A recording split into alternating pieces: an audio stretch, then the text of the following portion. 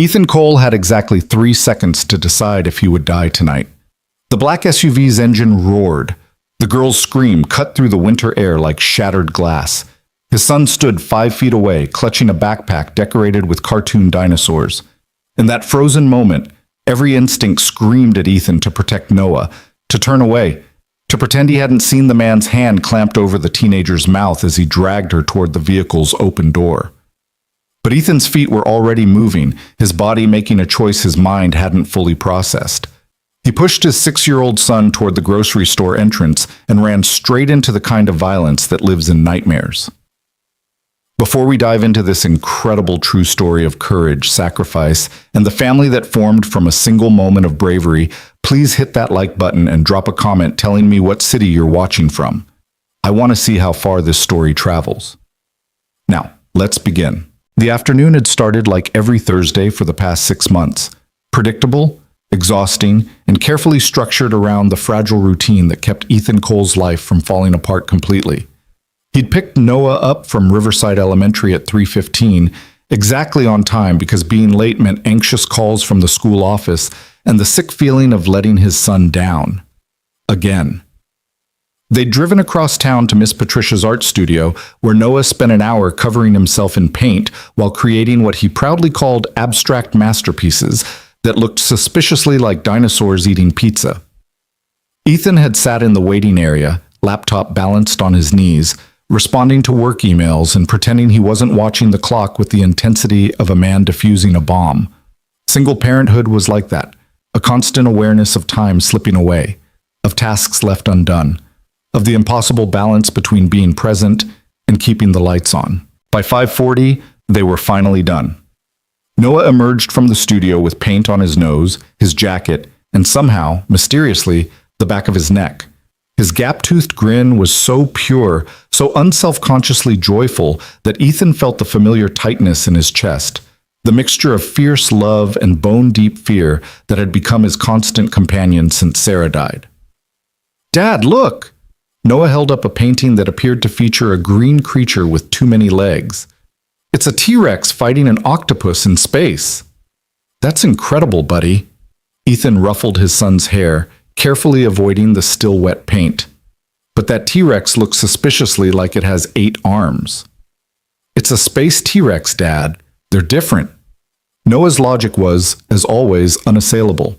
They climbed into Ethan's aging Honda Civic, 8 years old, needed new tires, but paid off and reliable enough. The grocery store was just across the parking lot, a massive Kroger that stayed open until midnight and had become their Thursday night tradition.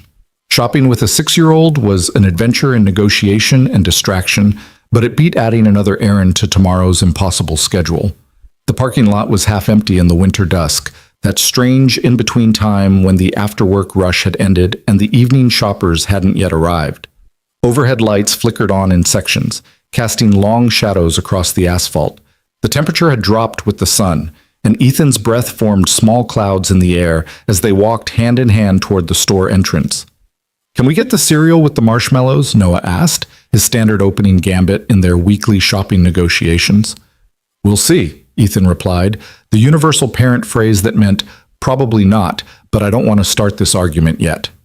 That means no. Noah sighed with the world weariness of someone who'd heard those words many times before. "That means we'll look at options."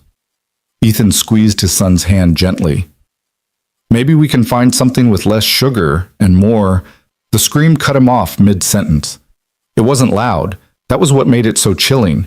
It was the sound of someone whose voice had been partially muffled, a desperate, strangled cry that spoke of hands clamped over mouths, and the kind of panic that turned your muscles to water. The sound came from somewhere to their left, deeper in the parking lot, away from the store's bright entrance. Ethan's first instinct was to look down at Noah, to make sure his son was safe, unharmed, still connected to his hand. Noah's eyes had gone wide, his dinosaur backpack suddenly forgotten as he turned toward the sound. "Dad, what was—" "Stay close to me." Ethan's voice came out harder than he intended, edged with something sharp. His eyes scanned the parking lot, trying to locate the source of the sound in the growing darkness. And then he saw them. About 40 yards away, near a black Chevrolet Suburban with tinted windows, a man was dragging a teenage girl toward the vehicle's rear door. Even from this distance, Ethan could see the struggle. The girl's feet scrabbling against the asphalt, her hands clawing at the man's arms, her head whipping back and forth as she tried to break free from his grip.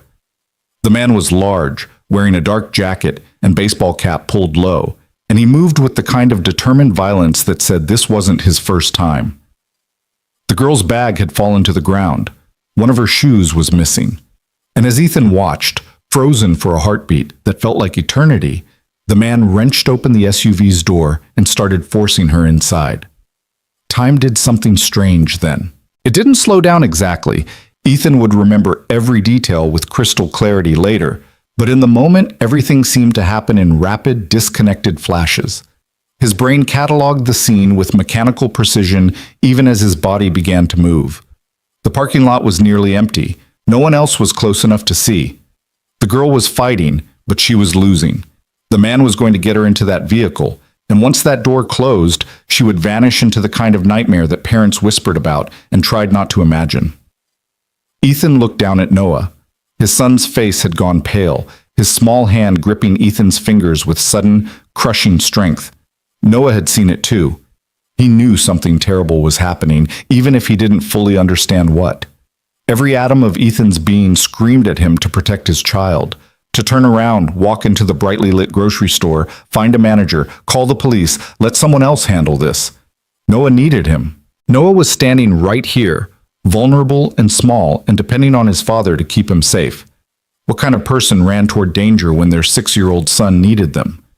But the girl's scream came again, weaker this time, more desperate, and Ethan knew with the kind of certainty that lives in your bones that if he walked away now, that sound would haunt him for the rest of his life. He would hear it in quiet moments.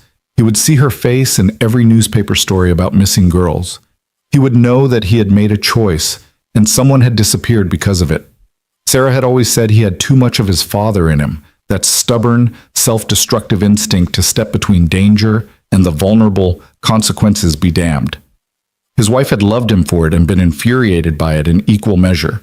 Right now, in this parking lot, with their son's hand in his, Ethan understood why she'd worried. He was absolutely going to do something stupid. Noah. Ethan dropped to one knee, bringing himself eye level with his son.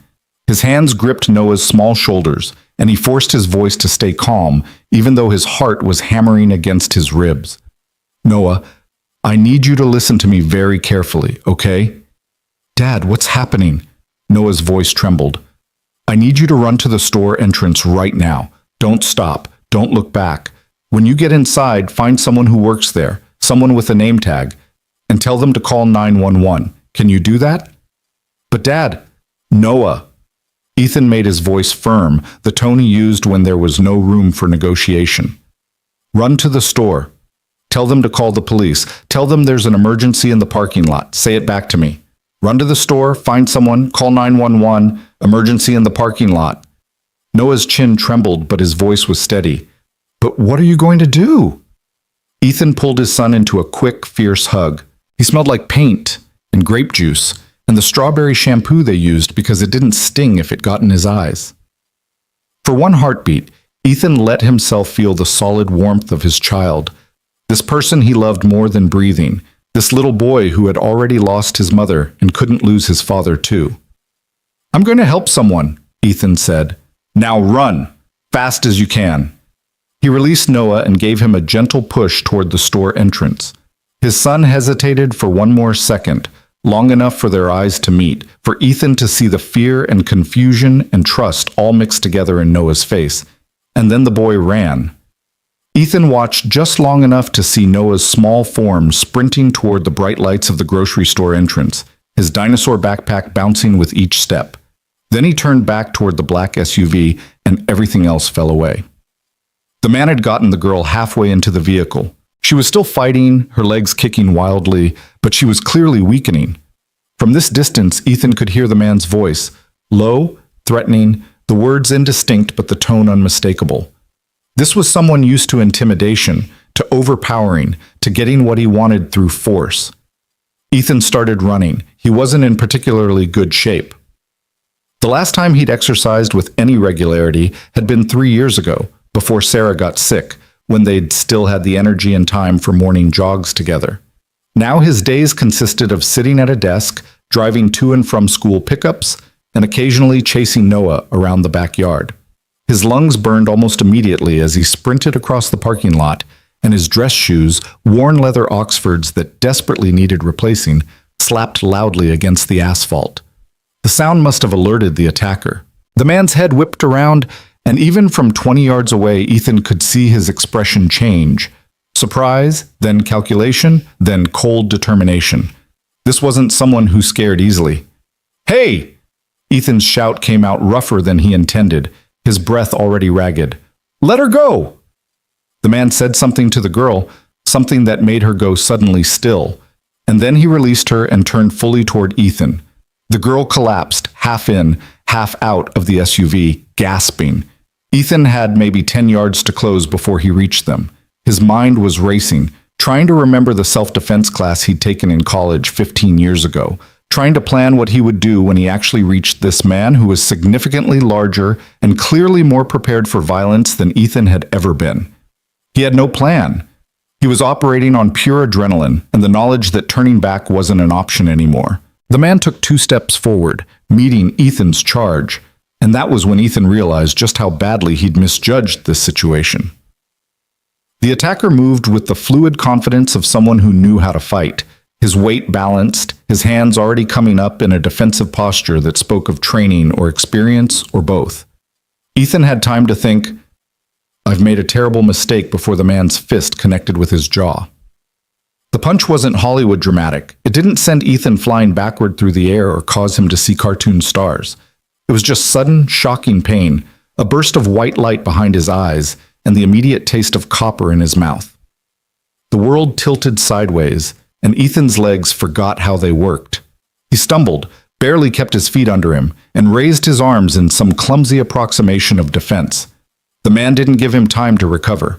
A second punch caught Ethan in the ribs, driving the air from his lungs in a painful whoosh. The ground seemed to lurch up toward him, and Ethan found himself on his hands and knees on the cold asphalt, trying to remember how to breathe. "Stupid," the man said above him. His voice was flat, almost bored.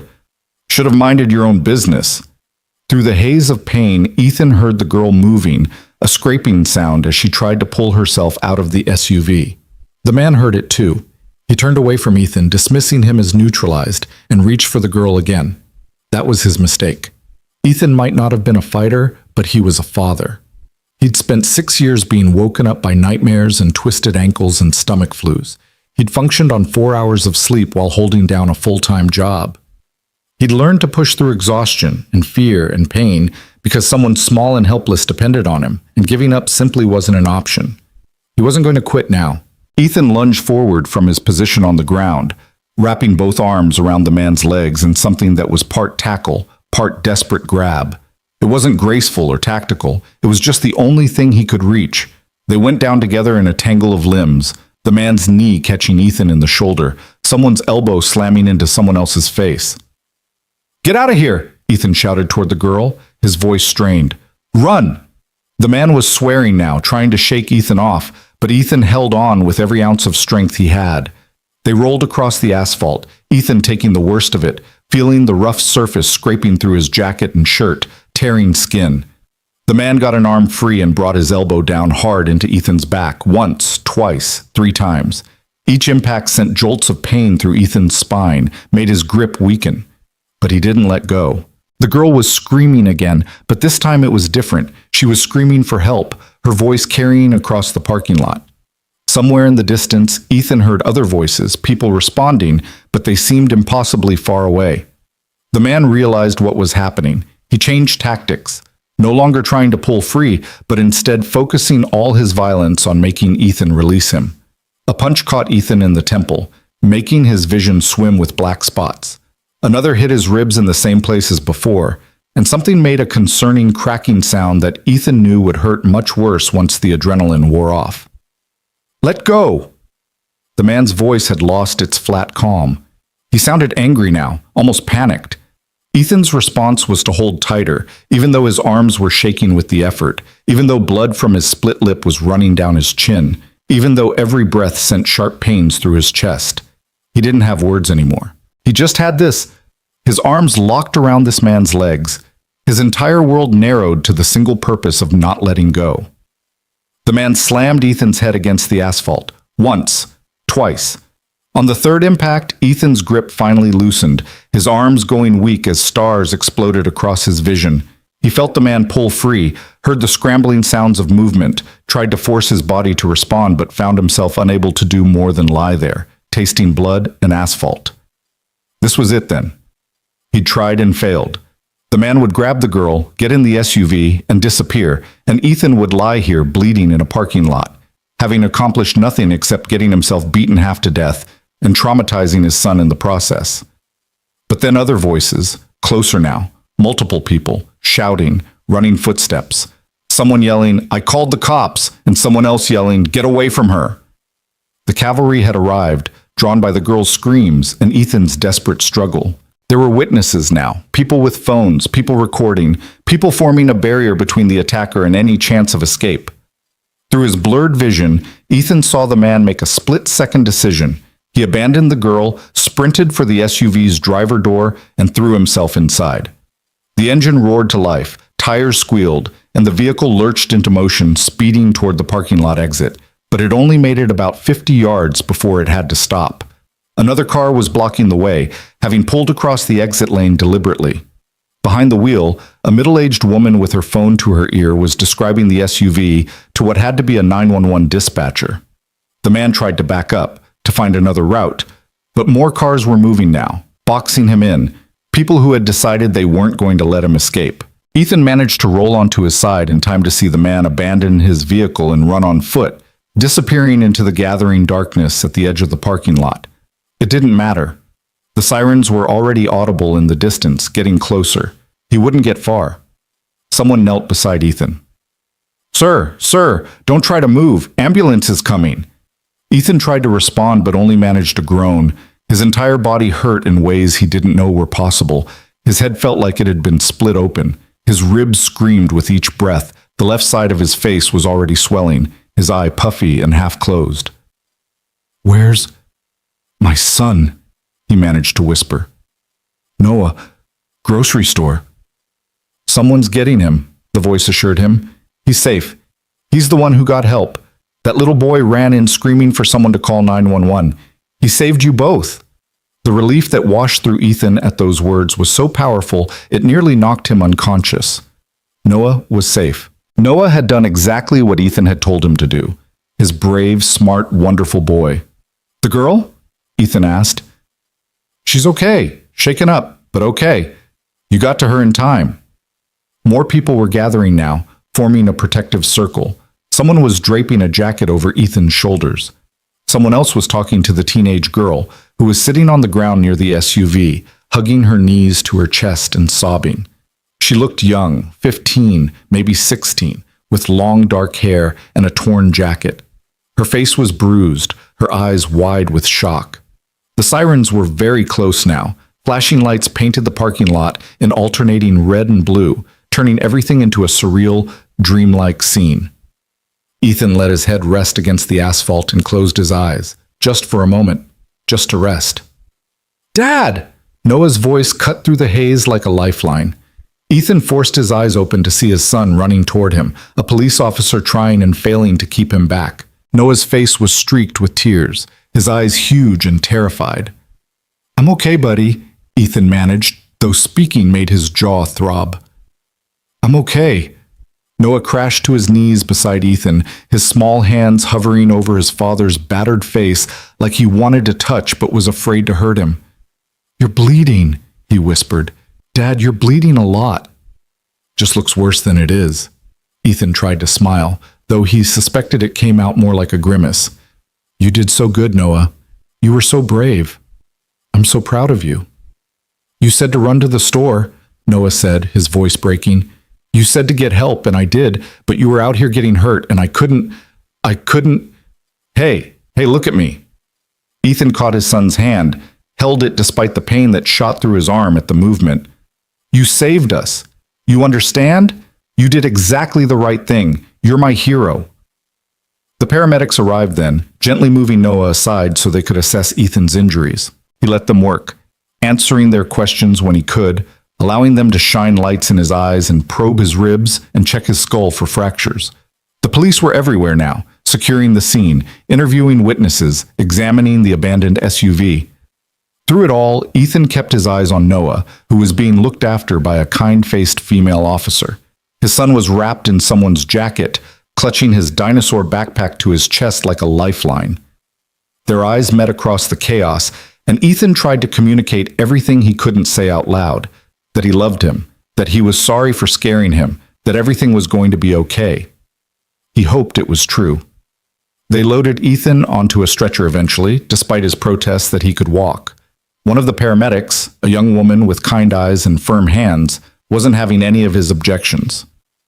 "Sir, you have at least 2 cracked ribs, probable concussion, and enough contusions to make you a medical textbook. You're going to the hospital. My son is coming with you. Officer Rodriguez will drive him and meet us there." Ethan relaxed slightly. They weren't being separated. That was something. As they wheeled him toward the ambulance, the stretcher passed close to where the teenage girl was sitting, now also being evaluated by paramedics.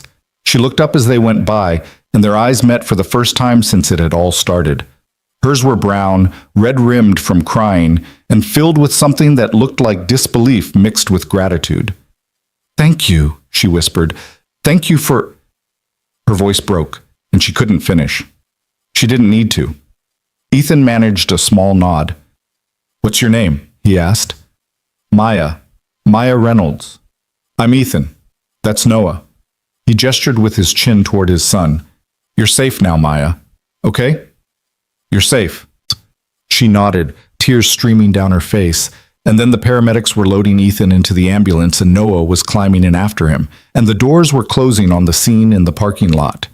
As they pulled away, sirens wailing, Ethan let his head fall back against the thin pillow and closed his eyes. The adrenaline was wearing off now, letting the full extent of his injuries make themselves known. Everything hurt. Everything. But Maya Reynolds was safe.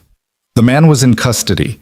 He'd heard one of the officers say they'd caught him trying to flee on foot 3 blocks away.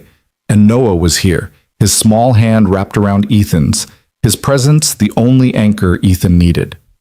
At the hospital, the night became a blur of x-rays and CT scans, of doctors shining lights in his eyes and asking him repeatedly what year it was and who was president. 3 cracked ribs, they confirmed, plus a mild concussion, severe bruising, and a collection of cuts and scrapes that would make showering painful for the next week.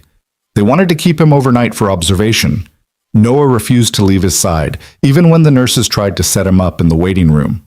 Eventually, they gave up and brought in a cot, letting the 6-year-old camp out next to his father's hospital bed. Ethan lay there in the darkness, listening to his son's breathing gradually slow and even out as exhaustion finally claimed him, and tried to process what had happened. He'd run toward danger tonight. He'd left his son, his precious, vulnerable son who'd already lost one parent, standing in a parking lot while he threw himself into a situation that could easily have gotten him killed. What kind of father did that? What kind of person risked orphaning their child to save a stranger? But even as the questions circled his mind, Ethan knew he'd make the same choice again. Because the alternative, walking away, letting Maya Reynolds disappear into that SUV, spending the rest of his life wondering what had happened to her, was unthinkable. Some things were worth the risk. Some things demanded you be better than your fear. Sarah would have understood. She'd always understood. Ethan's eyes drifted closed, the hospital machines beeping softly in the background, and for the first time since his wife had died, he felt something other than the hollow ache of grief and exhaustion. He felt, buried under all the pain and fear, the smallest seed of something that might have been purpose. He'd done something tonight, something that mattered, and somehow, impossibly, they'd both survived. Outside his hospital window, the winter night deepened, and somewhere across town, a mother named Rachel Reynolds was getting the phone call that would change everything. The call saying her daughter was safe, that a stranger had intervened, that the worst hadn't happened after all. The story was just beginning, The morning arrived with the kind of pale, hesitant light that seemed apologetic about existing at all. Ethan woke to the sound of mechanical beeping and the antiseptic smell of hospital disinfectant, his body registering pain before his mind fully caught up with where he was or why everything hurt so much. For a few confused seconds, he thought he was back in the same hospital 3 years ago, keeping vigil beside Sarah's bed during those final terrible weeks, and panic seized his chest with iron fingers. Then he heard Noah's soft breathing from the cot beside him, and reality reassembled itself in sharp, uncomfortable pieces. The parking lot, the SUV, Maya Reynolds. The fight that had left him feeling like he'd been hit by a truck. Ethan turned his head carefully. Even that small movement sent spikes of pain through his neck, and looked at his son. Noah was curled on his side, one arm tucked under his head, his dinosaur backpack still clutched against his chest like a security blanket. His face in sleep looked impossibly young, peaceful in a way that made Ethan's throat tighten. The boy had seen his father get beaten half to death last night. That wasn't something a 6-year-old should have to witness, should have to carry. "You're awake." A nurse appeared in the doorway, her voice professionally quiet. She was older, maybe in her 50s, with the kind of competent warmth that suggested she'd seen everything and still managed to care. "How's the pain? Scale of 1 to 10? 7, Ethan said, though honestly it felt closer to 9. But he'd learned during Sarah's illness that downplaying pain got you out of hospitals faster, and he desperately wanted to take Noah home, away from the beeping machines and the smell that would forever remind Ethan of death. The nurse's expression suggested she didn't believe him but wasn't going to argue. "I'll get you something for that. Doctor wants to do one more evaluation before discharge. There's also a Detective Martinez who'd like to speak with you when you're up for it." Ethan nodded, immediately regretted the motion as his vision swam, and waited for his head to stop spinning before attempting to speak again. "My son! We'll let him sleep. Poor little guy was up half the night worrying about you." The nurse checked his IV, made a note on her tablet. "Quite the hero you've got there. The whole staff's been talking about how he ran in screaming for help. Most kids would have frozen." Pride and guilt warred in Ethan's chest. He shouldn't have had to do that. "No," the nurse agreed, meeting his eyes with unexpected directness. "But he did. And because of that, you're both here. That girl too. Sometimes we don't get to choose when courage is required, Mr. Cole. We just have to hope we find it when the moment comes." She patted his shoulder gently, avoiding the worst of the bruising. "I'll be back with that pain medication." After she left, Ethan lay there watching the winter sun strengthen slowly beyond the window, thinking about her words. He'd never thought of himself as particularly courageous. Courage was what Sarah had shown, facing terminal cancer with grace and humor, making videos for Noah to watch on future birthdays she knew she'd never see. Courage was what soldiers and firefighters had, people who trained for danger and ran toward it anyway. What Ethan had done felt less like courage and more like the inability to walk away. A compulsion he couldn't have resisted even if he'd wanted to. Was that the same thing? Or was it just a different flavor of the same stubborn streak that had gotten him through Sarah's death? The sheer refusal to let circumstances break him, even when breaking would have been easier. Noah stirred on his cot, made a small sound, and his eyes fluttered open. For a moment, he looked confused, disoriented, and then his gaze found Ethan, and his whole face crumpled.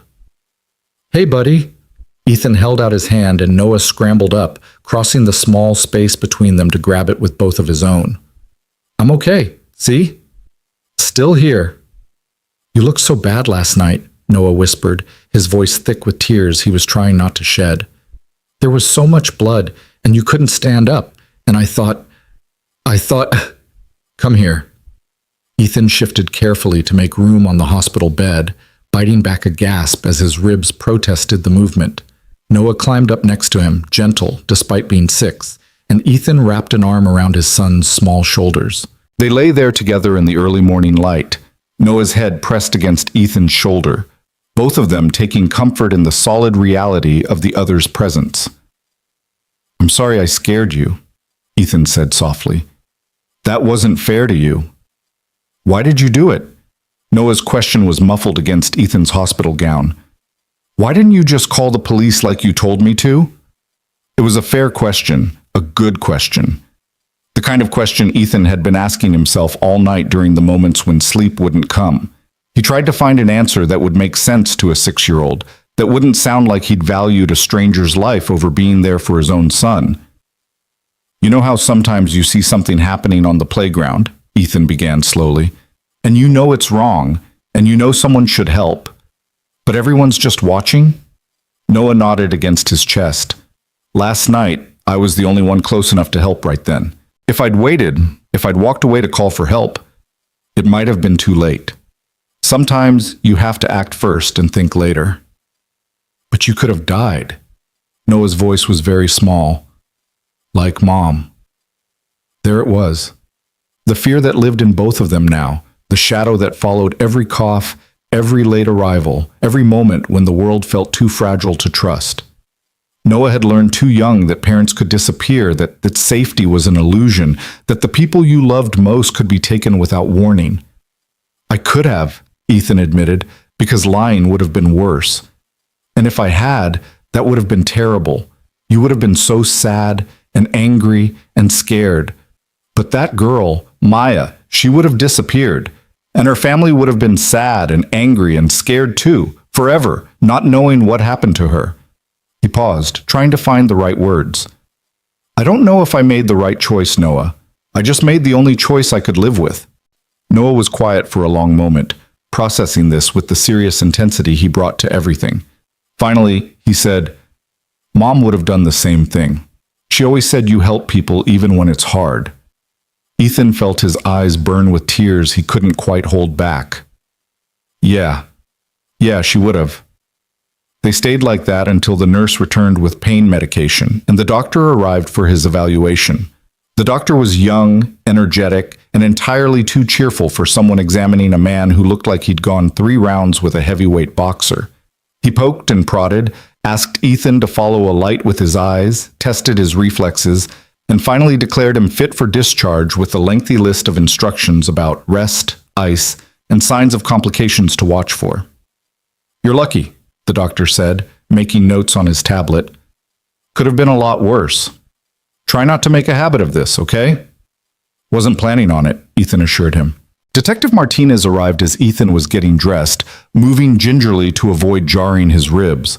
The detective was a woman in her 40s with sharp eyes and an air of having seen too much of humanity's worst impulses.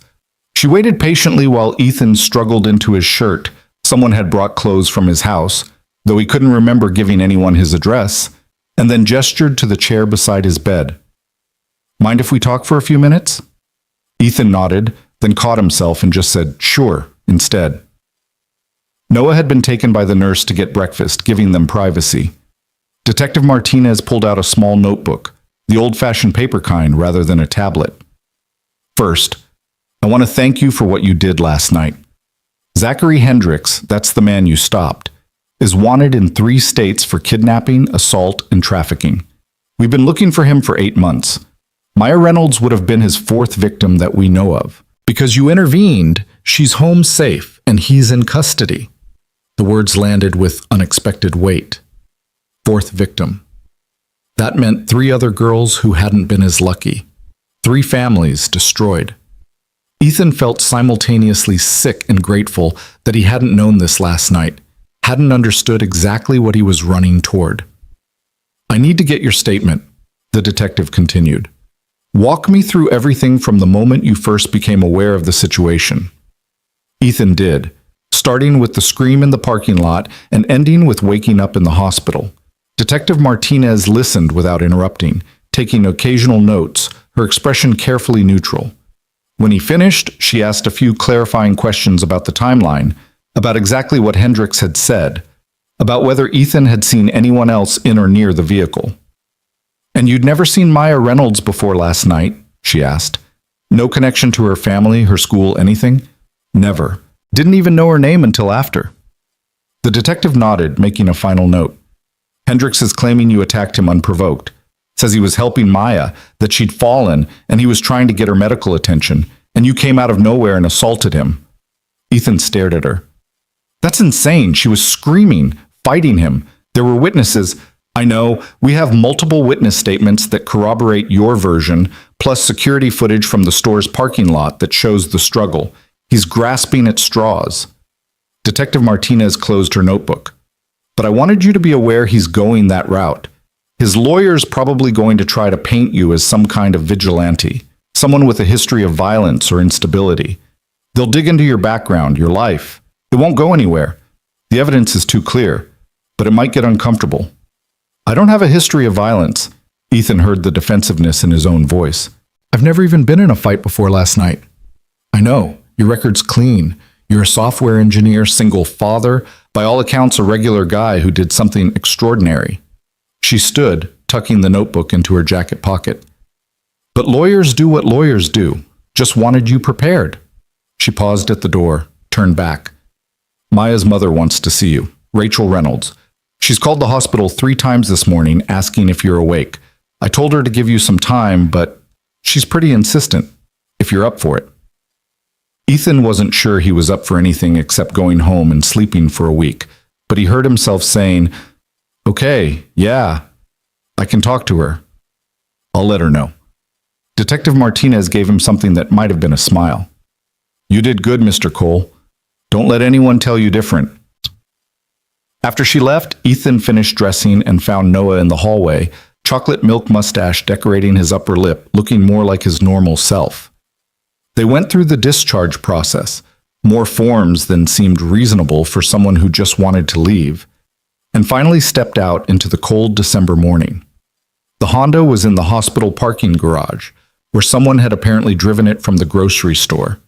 Ethan didn't remember giving permission for that either, but right now he was just grateful not to need a cab.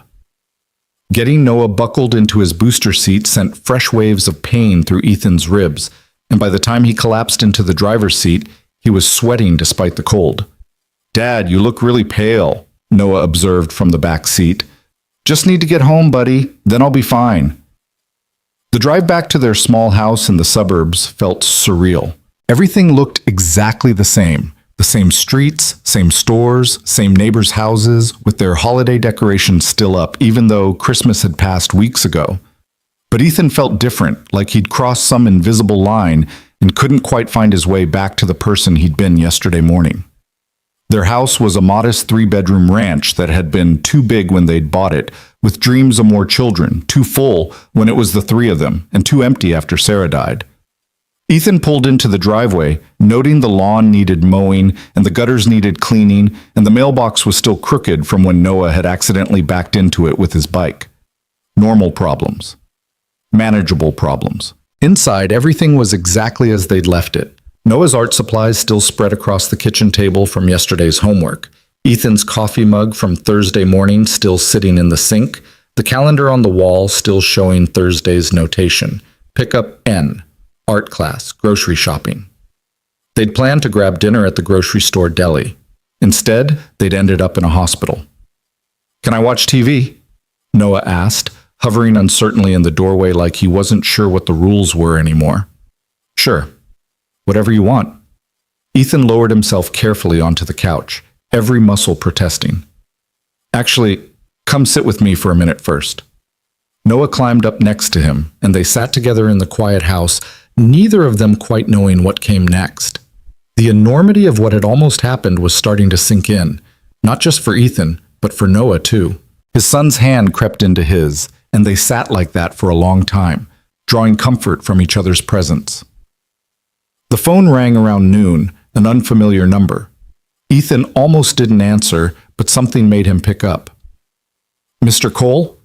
This is Rachel Reynolds, Maya's mother." The woman's voice was thick with emotion, barely controlled. "I'm sorry to bother you. I know you must be recovering, but I had to call. I had to tell you." Her voice broke, and Ethan heard her take a shaky breath. "You saved my daughter's life. I don't know how to thank you for that. I don't know if there are even words." "You don't need to thank me," Ethan said automatically, uncomfortable with the weight of her gratitude. "Anyone would have—" "No!" Rachel's voice was firm now, almost fierce. "No, they wouldn't have. There were other people in that parking lot. They didn't run toward danger. They didn't put themselves between a violent man and my child. You did that. You risked your life, and you have a son. I know you have a son, the police told me, and you still ran to help a stranger's daughter. Ethan didn't know what to say to that. The silence stretched between them, filled with all the things that couldn't quite be expressed. I'd like to meet you, Rachel continued. When you're feeling better, just to say thank you in person, to let Maya thank you. She's been asking about you, about the man who helped her. She needs to know you're okay.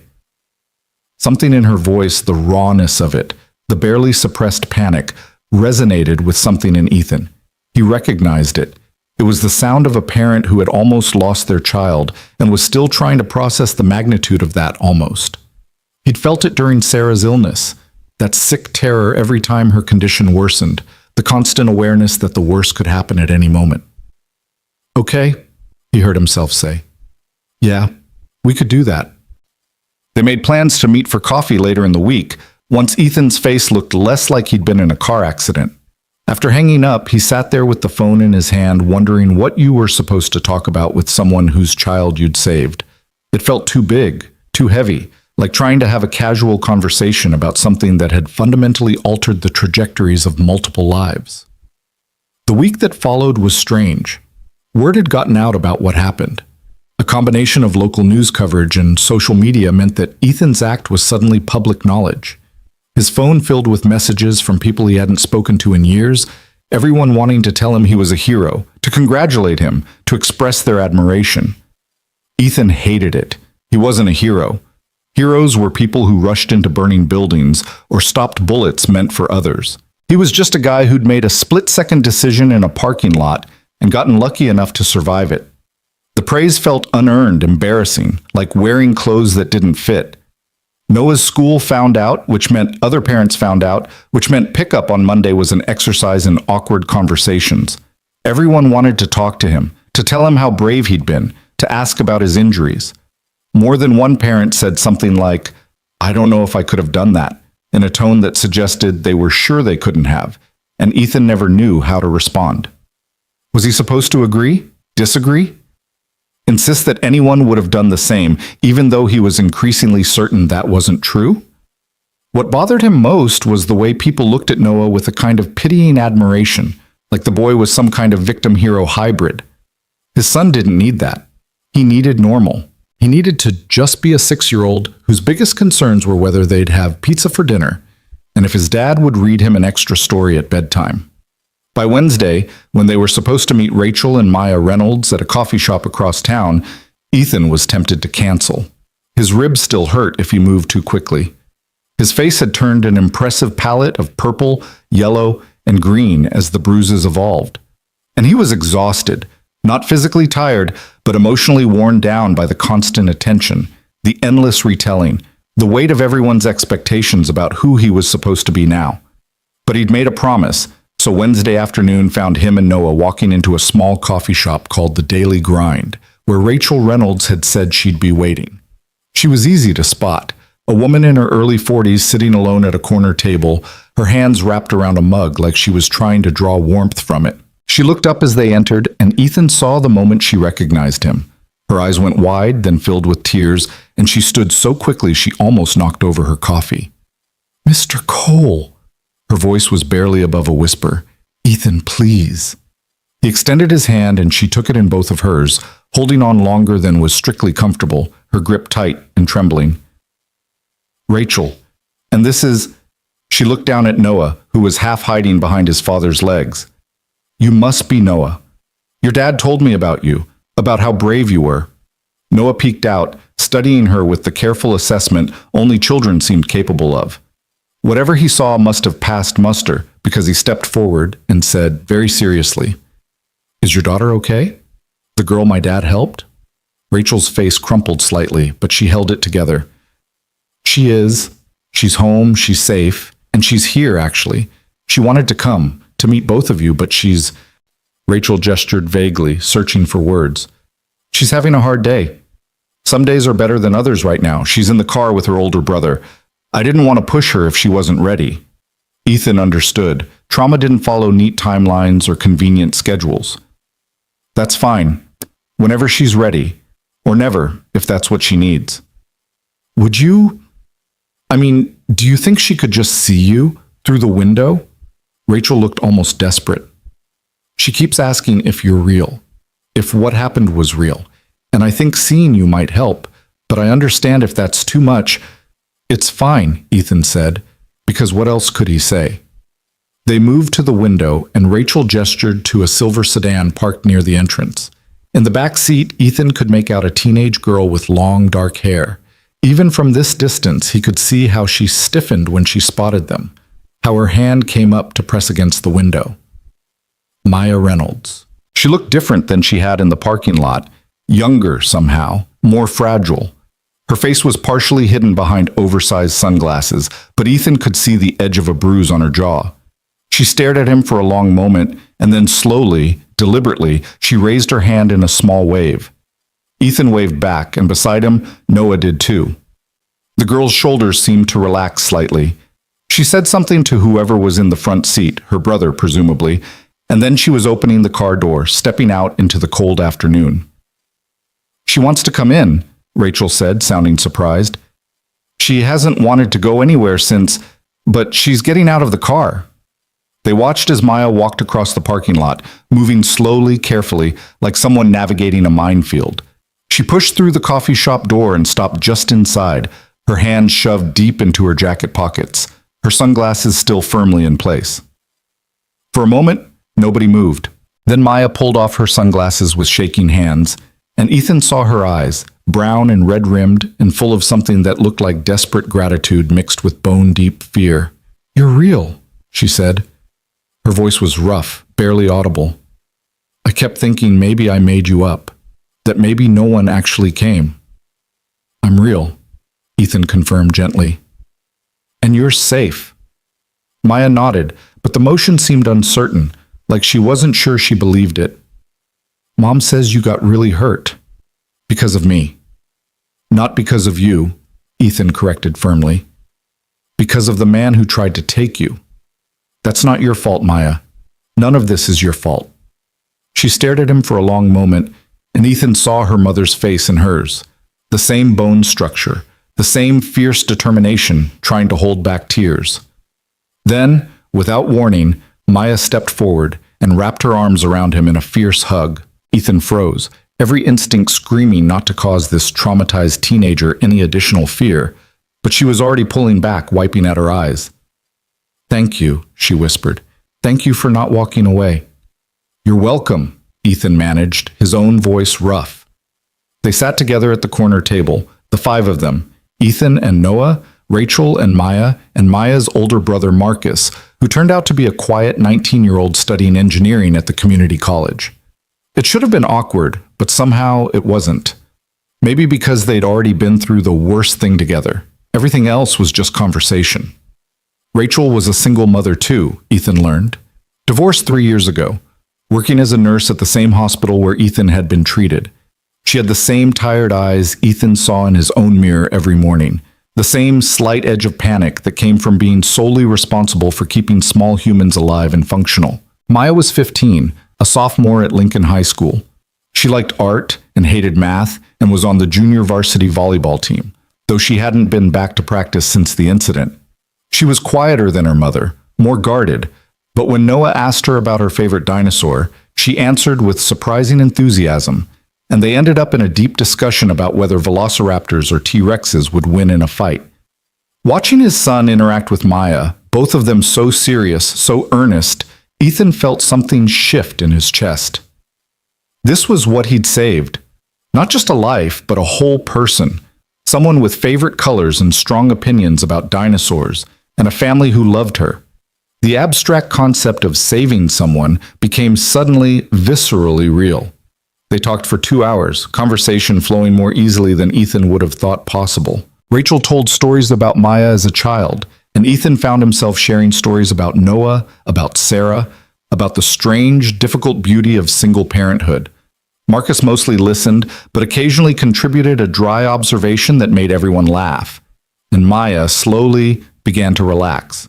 Not completely. Ethan noticed how she kept her back to the wall, how her eyes tracked every person who entered the shop, how she startled when someone dropped a cup behind the counter. But by the end of those 2 hours, she was smiling occasionally, and her shoulders had dropped from up around her ears.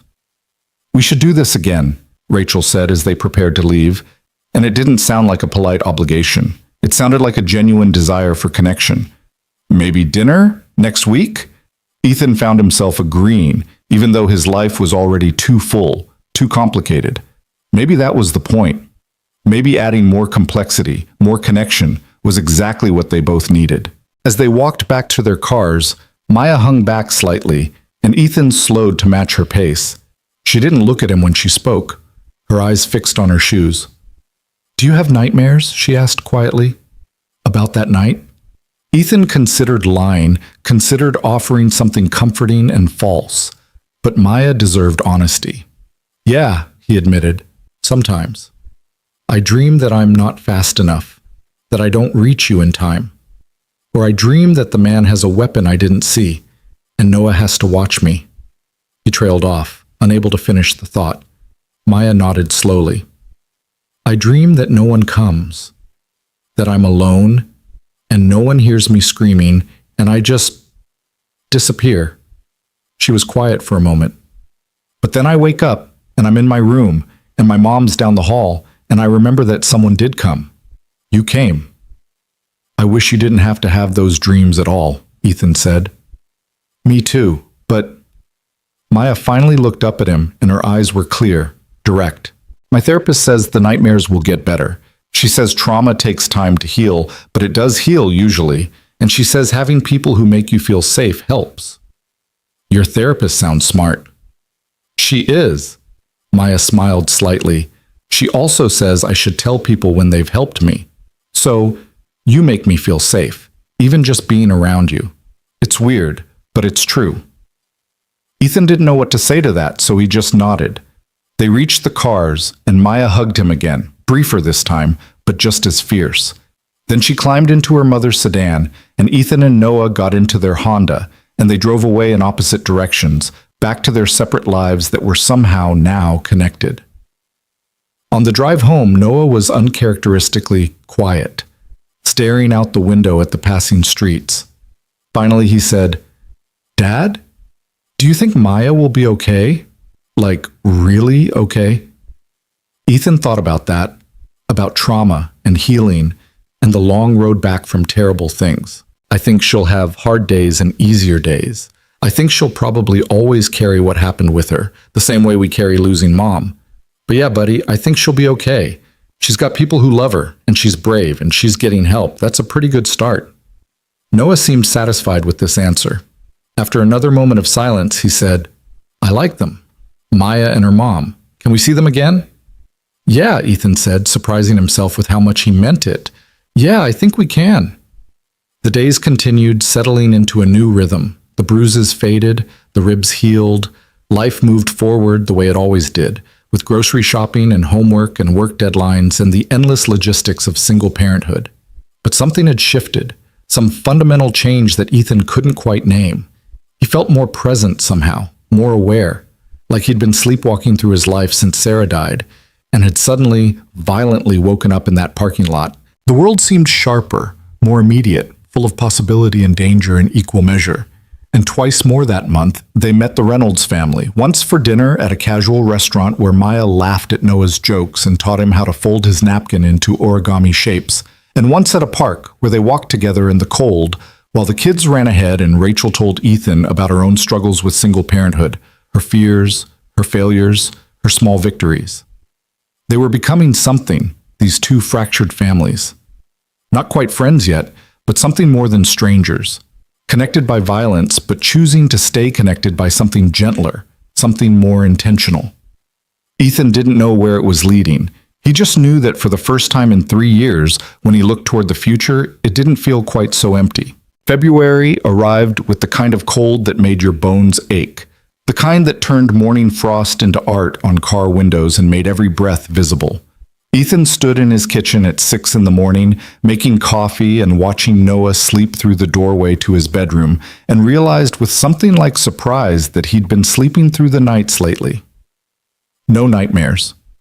No waking at 3 a.m. with his heart racing and the taste of copper in his mouth. Just sleep, deep and dreamless. It had been 6 weeks since the parking lot. 6 weeks since his life had split into before and after, though he was only now beginning to understand the depth of that division. His phone buzzed on the counter, a text from Rachel Reynolds. "Bad morning. Maya won't get out of bed for school. Says she can't face people today. I don't know what to do." Ethan stared at the message, his thumb hovering over the keyboard. In the weeks since their first coffee shop meeting, this had become something of a pattern. Rachel would reach out during the hard moments, not asking for advice exactly, but just needing to tell someone who understood.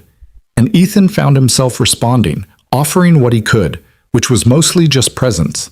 The knowledge that someone else was out there, awake at odd hours, fighting the same kind of invisible battles. He typed back, "Does she need space or distraction?" The response came quickly. "Don't know. Everything I try feels wrong."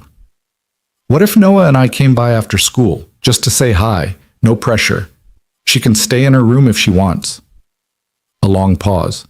Then, "You'd do that?" "Yeah, we would." Another pause, longer this time. Ethan could almost feel Rachel's relief through the phone. "Thank you. Really. Thank you." It was a small thing, barely worth mentioning, but Ethan was learning that the small things mattered most in the aftermath of trauma. The texts that said someone was thinking of you. The offers that required no obligation. The steady presence that didn't demand anything in return. He'd learned this during Sarah's illness, during those endless months of treatment and false hopes and gradual decline. The people who'd helped most weren't the ones who'd swooped in with grand gestures or inspirational speeches. They were the ones who'd shown up consistently, who'd sat with him in silence when words failed, who'd just been there without needing him to be anything other than broken. That evening, after picking Noah up from school and enduring another round of homework battles over math problems that somehow made both of them want to cry, they drove across town to the Reynolds house. It was a modest 2-story in an older neighborhood, with a front porch that needed painting and a yard that would be beautiful in spring, but now looked skeletal and sad under the gray winter sky. Rachel opened the door before they even knocked, like she'd been watching for them. She looked exhausted, her nurse's scrubs rumpled like she'd come straight from a shift, her hair pulled back in a messy bun. "Thank you for coming," she said, stepping aside to let them in. "I know this is weird, just showing up like this. I probably shouldn't have asked." "It's not weird," Ethan interrupted gently. "And you should have asked. That's what this is, right? Whatever this is." Rachel smiled, but it was fragile, close to breaking. "I don't know what this is. I've never had anything like this before." Neither had Ethan, but he was starting to think maybe that was okay. Maybe new things didn't need definitions or precedents. Maybe they just needed people willing to figure them out as they went. Inside, the house had the comfortable chaos of a place where people actually lived. Shoes by the door, mail stacked on the entry table, a cat winding between their legs with imperious demands for attention. Noah immediately crouched down to pet it, and the cat began purring loud enough to be heard across the room. "That's Pancake," Rachel said. "Fair warning, he's shameless about begging for attention." "I like him." Noah's voice had taken on the reverent tone he reserved for animals and dinosaur documentaries. "Can I keep petting him?" "As long as he'll let you." Marcus appeared from what looked like the kitchen, holding a sandwich and nodding at Ethan in greeting. The kid had become more talkative over their previous meetings, revealing a dry sense of humor and a protective streak toward his sister that Ethan recognized. He'd been the same way about Sarah during her illness, hovering nearby even when there was nothing he could do, just needing to be close. "Maya's upstairs," Marcus said quietly, directing his words to his mother. "She knows they're here. Don't know if she'll come down." "That's okay," Ethan said before Rachel could respond. "Like I said, no pressure. We're just here." They settled in the living room, which was warm and cluttered in a way that Ethan's carefully controlled house never was. Rachel brought coffee and Noah became engrossed in Pancake, and they talked about nothing important. Work and weather and the ridiculous amount of homework first graders were getting these days. Surface things, easy things, the kind of conversation that let everyone breathe. But Ethan kept glancing toward the staircase, wondering about the girl upstairs, wondering what it felt like to be 15 and terrified of a world that had proven itself dangerous. Wondering if there was anything he could say or do that would help, or if his presence just made it worse by reminding her of what had happened. 20 minutes passed. Then 30. Rachel's eyes kept drifting to the stairs too, worry carved into every line of her face. Marcus had retreated back to his room. Noah was lying on the floor, pancakes sprawled across his stomach, both of them looking supremely content. And then, so quietly, Ethan almost missed it, there was movement at the top of the stairs. Maya stood there in oversized sweatpants and a hoodie that might have belonged to her brother, her hair uncombed, her face pale. She looked younger than 15, more like 12 or 13, and so fragile that Ethan felt his chest tighten with protective instinct. "Hey," she said, her voice barely audible. "Hey yourself," Ethan replied, keeping his tone light. "Heard you were having a rough day."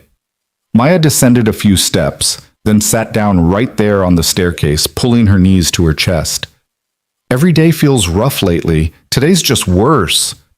Rachel moved like she was going to go to her daughter, but Ethan caught her eye and gave a tiny shake of his head. Sometimes the person struggling needed space more than comfort. Sometimes being crowded made everything harder. "What makes today worse?" Ethan asked. Maya was quiet for a long moment, picking at the frayed edge of her sweatpants. "There's a trial date. For Hendricks. The prosecutor called this morning.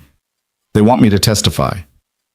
The name landed like a stone in still water, sending ripples of tension through the room. Zachary Hendricks. The man who'd tried to take Maya, who had taken 3 other girls before her, according to Detective Martinez, who would spend the rest of his life in prison if the justice system worked the way it was supposed to. "And you don't want to," Ethan said. Not a question. "I don't know if I can," Maya's voice cracked. "Getting up in front of all those people, having to look at him, having to talk about what happened while he just sits there staring at me." She pressed her face against her knees. "I can't.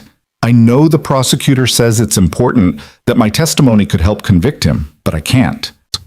Rachel had tears on her face now, silent and steady. "Baby, you don't have to do anything you're not ready for. We'll figure something else out."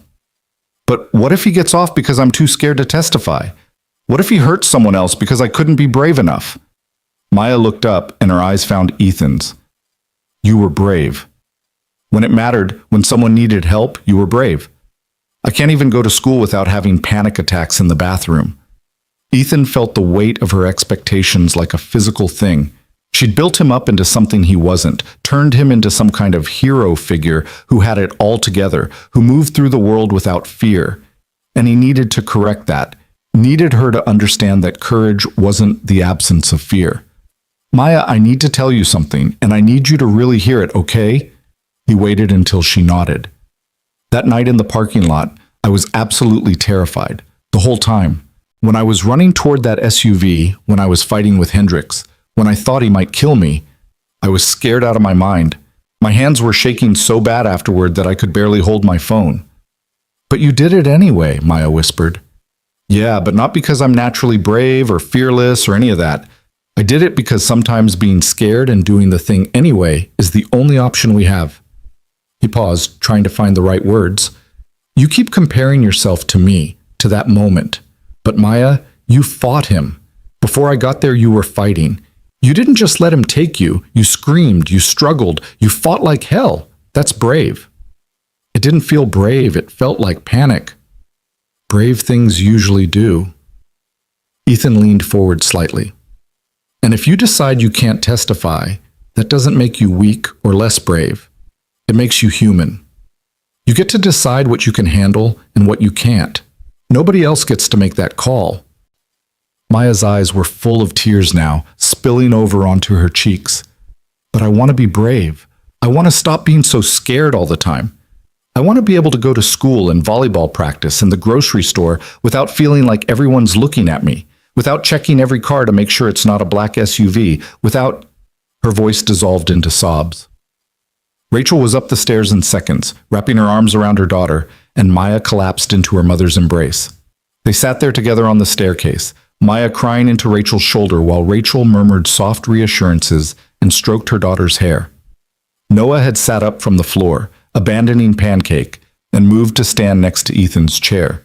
His small hand found his father's, and he whispered, Is Maya going to be okay? Yeah, buddy, she's just having a hard time right now, but she's going to be okay. Like how you had hard times after Mom died? Ethan looked down at his son, at this small person who saw and understood more than any 6-year-old should have to. Yeah, kind of like that. They stayed for another hour, the dynamic shifting into something quieter and more settled. Maya eventually came down the rest of the stairs and sat on the couch near her mother, still withdrawn but present. Noah, with the fearless social instincts of childhood, showed her the dinosaur drawing he'd done at school, and to everyone's surprise, Maya smiled.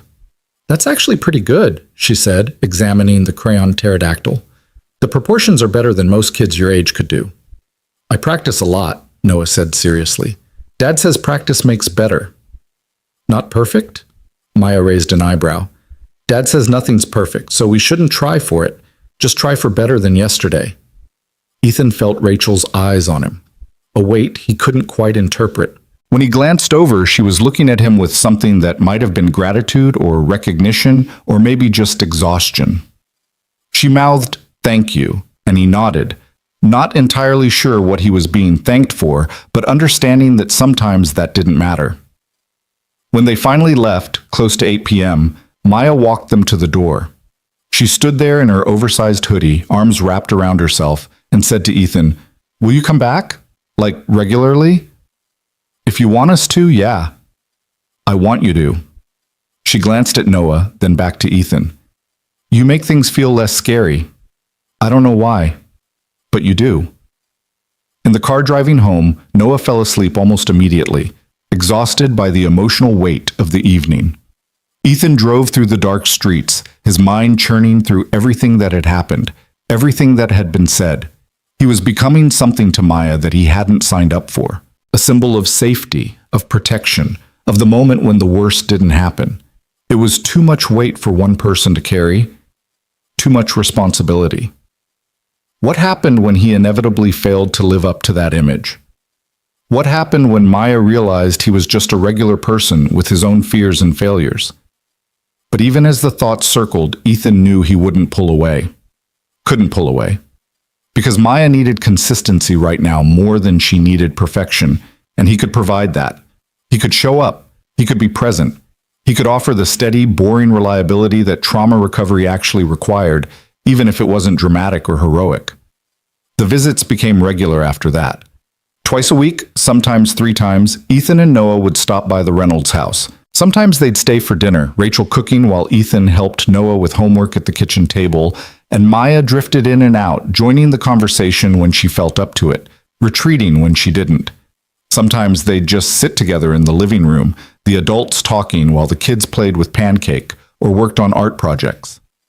Slowly, imperceptibly, something was building between the two families, a foundation of trust and routine and shared space. Marcus started joining their conversations more, opening up about his struggles in college, his worries about money, and his future. Rachel talked about her nursing shifts, the impossible decisions and heartbreaking moments that came with the job. And Ethan found himself sharing stories about Sarah, about grief and single parenthood, and the daily work of continuing to exist when part of you had been carved away. But it was Maya's gradual transformation that struck Ethan most. The first time she laughed at one of Noah's terrible 6-year-old jokes, genuine and unguarded, Rachel had looked at Ethan with tears in her eyes. The first time Maya sat through an entire dinner without excusing herself to check the locks on the doors and windows, Ethan felt something loosen in his chest that he hadn't realized was tight. She was healing. Not linearly, not perfectly, but healing nonetheless. And somehow, their presence was part of that healing. One evening in late February, Ethan arrived to find Maya in the living room with art supplies spread across the coffee table. She was drawing something, her face intent with concentration, and she barely looked up when they entered. "She's been working on that all afternoon," Rachel said quietly, leading Ethan into the kitchen. "Won't tell me what it is." "That's good though, right? The art?" Her therapist said creative expression helps. "Yeah, Rachel leaned against the counter, exhaustion written into every line of her body. "I keep waiting for the other shoe to drop. For something else to go wrong. Is that terrible?" "That's trauma," Ethan said. The hypervigilance, the waiting for disaster. I felt the same way for months after Sarah died. Every time Noah coughed, I was convinced it was the start of something terrible. Every time he was quiet too long, I thought something had happened. Does it get better? Yeah, eventually. The gaps between panic get longer. You start to believe again that good things can just be good, that they don't have to be hiding something worse. Rachel studied him for a long moment. You're different than I expected, you know. When I first heard about what you did, I imagined this tough, fearless type. Someone who runs toward danger because they don't feel fear the way normal people do. But you're just a regular person? A good person. She said it simply, like it was an observable fact. Someone who's scared and does it anyway. Someone who shows up even when it's hard. That's actually more impressive than fearless. Ethan didn't know what to say to that, so he said nothing. They stood in comfortable silence, listening to the sounds from the living room. Noah chattering to Maya about his latest dinosaur obsession, Maya's occasional responses, the scratch of pencil on paper. Can I ask you something? Rachel's voice was careful, tentative. And you can absolutely say no, but the trial is in 6 weeks. Maya still doesn't know if she can testify, but she said she might be able to if you were there in the courtroom. Would that be something you'd consider? Ethan's first instinct was to say yes immediately, to agree to anything that might help Maya, but he forced himself to think it through. Sitting in a courtroom while Maya testified meant facing Hendricks again, hearing in detail what had almost happened, being present for something that would inevitably be traumatic for everyone involved. But it also meant Maya wouldn't be alone. It meant one more person who made her feel safe would be in that room with her. Yeah, he said finally. Yeah, I can do that. Relief flooded Rachel's face. Thank you. I know it's a lot to ask. I know you have your own life and your own problems, and you don't owe us anything. Rachel. Ethan waited until she stopped talking, until she met his eyes. I'm not here out of obligation. None of us are. We're here because we want to be. Why? The question was soft, almost wondering. Why do you keep showing up for us? I still don't understand. Ethan thought about that, about the true answer beneath the easy ones. Finally, he said, because you needed someone to show up, and I could. And because somewhere in all of this, you became people I care about. All of you. That's not obligation, that's just what it is. From the living room, Maya called out, Ethan, can you come look at this? He found her holding up a drawing, and what he saw made his breath catch. It was the parking lot scene, rendered in careful detail with colored pencils. But it wasn't the violence she'd captured. It was the moment after, Ethan kneeling beside her, one hand extended, his face gentle with concern. Her own face was turned toward him, fear and hope mixed together in her expression. And in the background, barely visible, was Noah running toward the store entrance. It's how I remember it, Maya said quietly. Not the scary parts. This part. When you asked me my name and told me I was safe, that's the part I want to remember. Ethan's throat was too tight to speak for a moment. He just nodded, taking in the details of the drawing, the care she'd put into every line. It's beautiful, he finally managed. I'm giving it to you, if you want it. Maya was studying his face, looking for his reaction. So you know that what you did mattered, that it changed things, that I'm still here because you didn't walk away. I want it, Ethan said. Thank you. That night, after they'd gone home and Noah was asleep and the house was quiet, Ethan sat in his living room staring at Maya's drawing. He'd hung it on the wall next to a photo of Sarah. These two moments that had defined his life in such different ways. The love he'd lost and the life he'd saved. The parallel wasn't lost on him. He hadn't been able to save Sarah. All his love, all his desperation, all his pleading with doctors and researching treatments and refusing to give up hope. None of it had mattered in the end. Cancer had taken her anyway, had reduced him to a helpless spectator watching the person he loved most disappear piece by piece. But in that parking lot, he'd been able to do something. He'd had agency, power, the ability to change an outcome through sheer force of will and stubborn refusal to let go. Maybe that was part of why he kept showing up for the Reynolds family. Because with them, he could help. He could make a difference. He could be something other than powerless. His phone buzzed. Another text from Rachel. Maya hasn't stopped smiling since you left. Whatever you said to her about the drawing, it meant everything. Thank you for seeing her. Really seeing her. Ethan typed back, thank you for letting us be part of this. For trusting us with her. You're part of our family now. You know that, right? However this started, wherever it goes, your family. The word hit differently than Ethan expected. Family. He and Noah had been a family of two for so long, their world shrunk down to just the space they occupied together. The idea of that circle expanding, of other people becoming integral to their daily existence, felt both terrifying and necessary. He thought about Sarah, about what she would say if she could see him now. She'd probably tease him about his hero complex, about his inability to walk past someone who needed help. But she'd also understand why he kept going back to the Reynolds house, why he'd committed himself to Maya's recovery without hesitation. Sarah had always believed that the best way to honor grief was to let it make you kinder, more present, more willing to show up for others. Maybe this was what that looked like. Not moving on from Sarah's death, but moving forward with the lessons she'd taught him about love and sacrifice and the importance of being there when it counted. Outside his window, winter was slowly, tentatively beginning its transformation into spring. The worst of the cold had passed. The days were getting incrementally longer, and somewhere across town, in a house he hadn't known existed 2 months ago, a teenage girl was sleeping more peacefully than she had in weeks, her recovery built on the foundation of consistency and care that Ethan and Noah had helped provide. It wasn't the life Ethan had planned. It wasn't the story he'd imagined writing after Sarah died. But sitting there in the quiet house, looking at Maya's drawing and thinking about the strange, necessary connections that had formed from violence and trauma, Ethan realized he wouldn't change it. Sometimes the most important moments of your life started in parking lots at dusk. Sometimes family was people you hadn't known existed until the day you ran toward their screams. And sometimes healing happened not in grand gestures, but in the steady accumulation of ordinary evenings spent together, building something new from the broken pieces of what came before. The trial was 6 weeks away. There would be hard days ahead, moments of backsliding and fear and doubt, but they would face those together, the strange assembled family of survivors and supporters, bound by the night when everything changed and the choice to keep showing up for each other afterward. Ethan looked at the drawing one more time before turning off the lights and heading to bed. In Maya's careful rendering of that moment in the parking lot, both their faces held the same expression, a mixture of fear and hope, trauma and resilience, the end of one story and the beginning of another.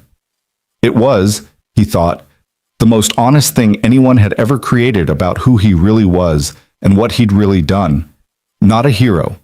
Just a person who'd made a choice and was still living with the consequences, good and complicated, finding his way forward one day at a time. March arrived with unexpected warmth, the kind of false spring that made everyone forget winter existed and then punished them with a surprise snowstorm 2 days later. But on this particular Tuesday evening, the temperature had climbed into the 60s, and Rachel had suggested they eat dinner on her back patio, a modest concrete square with mismatched chairs and a rusted grill that had seen better days. Ethan stood at that grill now, flipping burgers while Noah and Maya sat at the patio table, playing an elaborate game that seemed to involve both chess pieces and dinosaur figurines, the rules of which made sense only to them. Rachel was in the kitchen making a salad, visible through the sliding glass door, and Marcus had claimed he'd be down in 5 minutes, which in 19-year-old time meant anywhere from 10 minutes to never. No, the Stegosaurus can't jump the night, Maya was saying with exaggerated patience. Stegosauruses were herbivores. They didn't hunt nights. But this is a space Stegosaurus, Noah countered, using the same logic that had won him countless arguments. And space Stegosauruses eat anything. That's not how evolution works. How do you know? You've never been to space. Maya laughed, and the sound carried across the patio like something precious. Ethan had learned to catalog her laughs over the past month, could distinguish between the polite laugh she used when she didn't want to seem rude, the nervous laugh that meant she was uncomfortable, and this one, the real one, unguarded and genuine. Your son is impossible, Maya called over to Ethan, but her tone was affectionate. Tell me about it. I've been dealing with his space dinosaur theories for years. Rachel emerged with the salad, setting it on the table, and then coming to stand beside Ethan at the grill. They'd fallen into this pattern, these casual moments of proximity that felt natural despite how little time they'd actually known each other. She handed him a beer, took one for herself, and they stood together watching the kids negotiate the rules of their bizarre game. "She's doing better," Rachel said quietly, for his ears only. "Her therapist says the progress in the last month has been remarkable. She's sleeping through most nights now. The panic attacks are less frequent." "That's good." "It's because of you. You know that, right?" Rachel took a sip of her beer. "Having you here, having this routine, this safety, it's made all the difference." Ethan shifted uncomfortably. He never knew how to respond when Rachel or Maya thanked him, when they attributed Maya's healing to his presence. It felt too heavy, too much like making him responsible for something he couldn't control. "It's not just me. It's the therapy, and you, and time, and you," Rachel interrupted firmly. "You can be uncomfortable with it if you want, but that doesn't make it less true. She trusts you. She feels safe around you. Those things matter." Before Ethan could formulate a response, Marcus finally appeared, sliding the glass door open and stepping onto the patio with his phone in hand. "Mom, your hospital called. They need someone to cover a shift tonight, 7 to 7. I told them you'd call back." Rachel's face fell. "Tonight? But I can handle things here," Marcus said. "It's fine. Or Noah and I could stay," Ethan heard himself offer. "Keep Maya company. Make sure she's okay, if that's all right with everyone." Rachel looked torn between professional obligation and maternal instinct. "I don't want to impose. You've already given up your Tuesday evening." "Rachel." Ethan waited until she looked at him. "We're here anyway. The burgers are almost done. We'll eat, clean up, probably watch a movie or something. It's not an imposition." Maya had been listening, and now she spoke up from the table. "I'd like that, if Ethan and Noah stay." That settled it. Rachel made the call, agreed to take the shift, and spent the next 20 minutes giving Marcus and Ethan approximately 47 instructions about where everything was, what to do if Maya had a panic attack, when she needed to take her medication, and who to call if anything went wrong. "Mom, we'll be fine," Maya said with teenager exasperation that somehow sounded more like her old self than anything Ethan had heard from her before. "Go save lives or whatever. We're just going to eat burgers and watch a movie." Rachel kissed her daughter's forehead, hugged Noah with surprising fierceness, and then surprised Ethan by hugging him too, quick and grateful. "Thank you," she whispered, "for everything."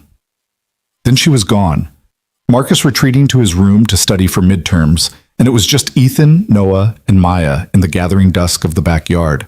They ate dinner as the sun set, painting the sky in shades of orange and pink that seemed too beautiful for the ordinary Tuesday it was. Noah talked non-stop about his upcoming field trip to the Science Museum, barely pausing to breathe between sentences. Maya listened with genuine interest, asking questions and sharing stories about her own field trips, back when school felt like an adventure instead of a battlefield. "Do you think you'll go back?" Ethan asked carefully. "To school?" Maya pushed lettuce around her plate, not meeting his eyes. "Mom wants me to try next week. Start slow, maybe just half days. My therapist thinks I'm ready." She paused. "I don't think I'm ready." "What would ready feel like?" "I don't know. Not like this. Not like I'm going to throw up every time I think about walking into that building." She finally looked up, her eyes searching his face. "How did you do it? After your wife died, how did you go back to normal life? How did you go to work and take care of Noah and act like the world hadn't ended?" Ethan set down his burger, the question hitting deeper than Maya probably realized. "Honestly, I didn't, not really. Not at first. I went through the motions. I showed up physically, but I wasn't really present. It took a long time before I felt like I was actually living again, instead of just surviving." "How long? A year, maybe? Longer? I'm not sure I'm even totally there yet." He saw the disappointment in her face and quickly added, "But Maya, what happened to you and what happened to me are different. Grief and trauma aren't the same thing. You're getting help, real help, and you're doing the work. That's huge." "It doesn't feel huge. It feels impossible." Noah had been listening quietly, and now he spoke up in that serious way he had sometimes, sounding far older than 6. My teacher says impossible just means nobody's figured out how yet, so you just have to figure out how. Maya smiled despite herself. Your teacher sounds pretty smart. She's okay. She gives too much homework, though. They cleaned up together, the 3 of them falling into an easy rhythm of clearing plates and loading the dishwasher. The house felt different with just them in it, more intimate somehow. Ethan was acutely aware that he was alone with Maya for the first time since the parking lot, that he was responsible for her well-being in a way that felt both natural and terrifying. Movie time? Noah asked hopefully, already heading for the living room. They settled on the couch, Noah between Ethan and Maya, and started an animated movie about dragons that Noah had apparently been dying to see. But 15 minutes in, Ethan noticed Maya wasn't watching. She was staring at nothing, her hands clenched in her lap, her breathing shallow and quick. Maya? He said softly. You okay? She shook her head, the motion jerky and panicked. Can't breathe right. This happens sometimes. I'm sorry. Hey, it's okay. Noah, buddy, can you pause the movie for a minute? Ethan kept his voice calm, level, the way Rachel had taught him during one of their many conversations about Maya's panic attacks. Maya, look at me. Can you look at me? She did, her eyes wide and frightened. Good. Now we're going to breathe together, okay? In for 4 counts. He demonstrated, breathing in slowly while counting. Hold for 4. Out for 4. Can you do that with me? Maya nodded and tried, her breath hitching and uneven at first. But Ethan kept going, counting steadily, breathing with her, and Noah, bless him, sat quietly between them, his small hand finding Maya's and holding on. It took maybe 5 minutes before Maya's breathing evened out, before the wild panic in her eyes receded into something more manageable. She slumped back against the couch, exhausted. I'm sorry, she whispered. I ruined movie night. You didn't ruin anything, Ethan said firmly. This happens. It's okay that it happens. Does it happen to you? Maya's question was tentative. The panic? The feeling like you can't breathe? Ethan hesitated, then decided honesty was more important than maintaining whatever image she had of him. Yeah, sometimes. Usually at night when I can't sleep and my brain decides to remind me of everything I've lost or everything that could still go wrong. It's not as frequent as what you're dealing with, but yeah, I know what it feels like. What do you do when it happens? Breathe like we just did. Sometimes I text your mom, actually, or I get up and check on Noah, remind myself he's safe and okay. Sometimes I just wait it out. He paused. There's no magic solution. You just learn to ride it out and trust that it'll pass eventually. Maya was quiet for a long moment, processing this. Then she said, Thank you for not pretending you're fine all the time. Everyone else does that. They act like they've got everything figured out, like they're never scared or sad or messed up. It makes me feel even more broken. You're not broken, Ethan said. You're healing. Those are different things. They eventually restarted the movie, but Ethan found himself only half watching, too aware of Maya beside them, of the fragility of this moment, of the trust she was placing in him. When Noah fell asleep halfway through, his head heavy on Ethan's lap, Maya shifted slightly closer. Can I tell you something? She asked, her voice barely above a whisper. Something I haven't told anyone else? Of course. Sometimes I'm angry at you. The words came out in a rush, like she'd been holding them in for too long. Not all the time, and not in a way that makes sense, but sometimes I look at you and I'm just furious. Because you saved me, and that should make me purely grateful, but instead I'm angry that I needed saving. Angry that I was weak enough to need someone to rescue me. Angry that my life is now defined by this thing that happened and your part in it. Ethan felt the weight of her confession settle over him. He'd suspected something like this, had seen flashes of it in the way she sometimes looked at him. Not with gratitude, but with something more complicated and painful. That makes sense, he said carefully. It does? Yeah. You didn't ask for any of this. You didn't ask to be attacked, and you didn't ask for me to show up and turn that night into this whole thing that everyone wants to talk about and celebrate. I'm a walking reminder of the worst thing that ever happened to you. Of course you're angry sometimes. Maya's eyes were full of tears. But I'm also grateful. I know I am. And that makes me feel guilty for being angry. And then I'm angry about feeling guilty. And it's just this whole mess of feelings that I don't know what to do with. Feelings don't have to make sense, Ethan said. You can be angry and grateful at the same time. You can hate what happened and be glad you survived. You can resent me and still want me around. All of that can be true simultaneously. My therapist says that too. Your therapist is smart. Maya laughed wetly, wiping at her eyes. She also says I need to stop making you into some kind of perfect hero figure, that it's not fair to either of us. She's definitely right about that. Ethan adjusted his position slightly, careful not to wake Noah. I'm just a person, Maya. A pretty flawed person who happened to be in the right place at the right time. That's it. I'm not brave or noble or any of the things people keep saying. I'm just a tired single dad trying to figure out life one day at a time. That's what makes it matter, though, Maya said quietly. If you were some kind of fearless hero type, it would be different. But you're just regular. And you still ran toward danger. You still chose to help even though you were scared. That means something. They sat in silence for a while, the movie playing unwatched, Noah's soft snoring the only sound besides their breathing. Outside, night had fully fallen, and the house felt like a small island of light and safety in the darkness. I've been writing things down, Maya said eventually. Memories from before. Good things, from when I wasn't scared all the time. My therapist suggested it to help me remember that I'm more than what happened. Does it help? Sometimes. Mostly it just makes me sad for who I used to be. She picked at a loose thread on the couch cushion. There's this girl in my memories, confident, happy, fearless. And I don't know if I'll ever get back to being her. Maybe you won't, Ethan said, and saw Maya's face fall before he could continue. But maybe that's okay. Maybe you become someone new instead.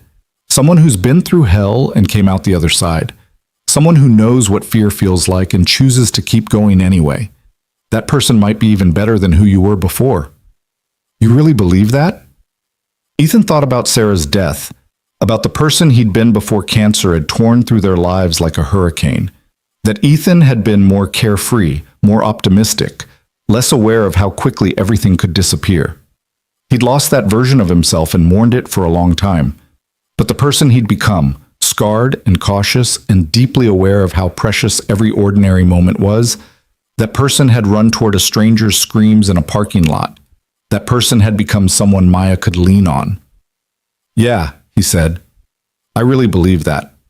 Rachel came home close to midnight, exhausted from her shift but smiling when she found them all asleep on the couch. Noah sprawled across Ethan's lap. Maya curled into the corner with pancake on her stomach, Ethan's head tipped back against the cushions. She took a photo with her phone, unable to resist, and then gently woke Ethan. Hey, she whispered. How'd it go? Ethan carefully extracted himself from under Noah, his legs numb from being in one position too long. Good. She had a panic attack earlier but talked through it. We watched a movie, talked. It was good. Rachel glanced at her sleeping daughter, her expression soft with love and worry and gratitude all mixed together. She told you about being angry, didn't she? I can always tell when she's unburdened herself. She looks more peaceful. Yeah, she told me. And you didn't run screaming? Rachel smiled slightly. That's more than some people could handle. Being told that your presence is both healing and painful. I get it, though. I'd probably feel the same way in her position. They stood together in the quiet living room, two single parents who'd been thrown together by violence and had somehow built something gentle from it. Ethan was increasingly aware of Rachel in moments like this, the way she pushed her hair back when she was tired, the worry lines between her eyebrows that never quite disappeared, the strength it took for her to keep getting up day after day and fighting for her daughter's recovery. Thank you for staying, Rachel said, for being someone she can talk to, for just being here. Where else would I be? The question was simple, but it carried weight. Where else would he be except here with these people who'd become essential to his life in ways he couldn't quite articulate? Certainly not at home alone with Noah. Their world still shrunk down to just the two of them. This was better. Messier and more complicated, but better. Ethan gathered the still sleeping Noah into his arms. His son was getting too big for this, all gangly limbs and solid weight, and headed for the door. Rachel walked them out, standing on the porch as they made their way to the car. "The trial's in 3 weeks," she called softly. "Maya told the prosecutor today she'll testify. She said if you're there, she can do it." The responsibility of that statement hit Ethan in the chest. Maya's courage, her willingness to face her attacker, hinged on his presence.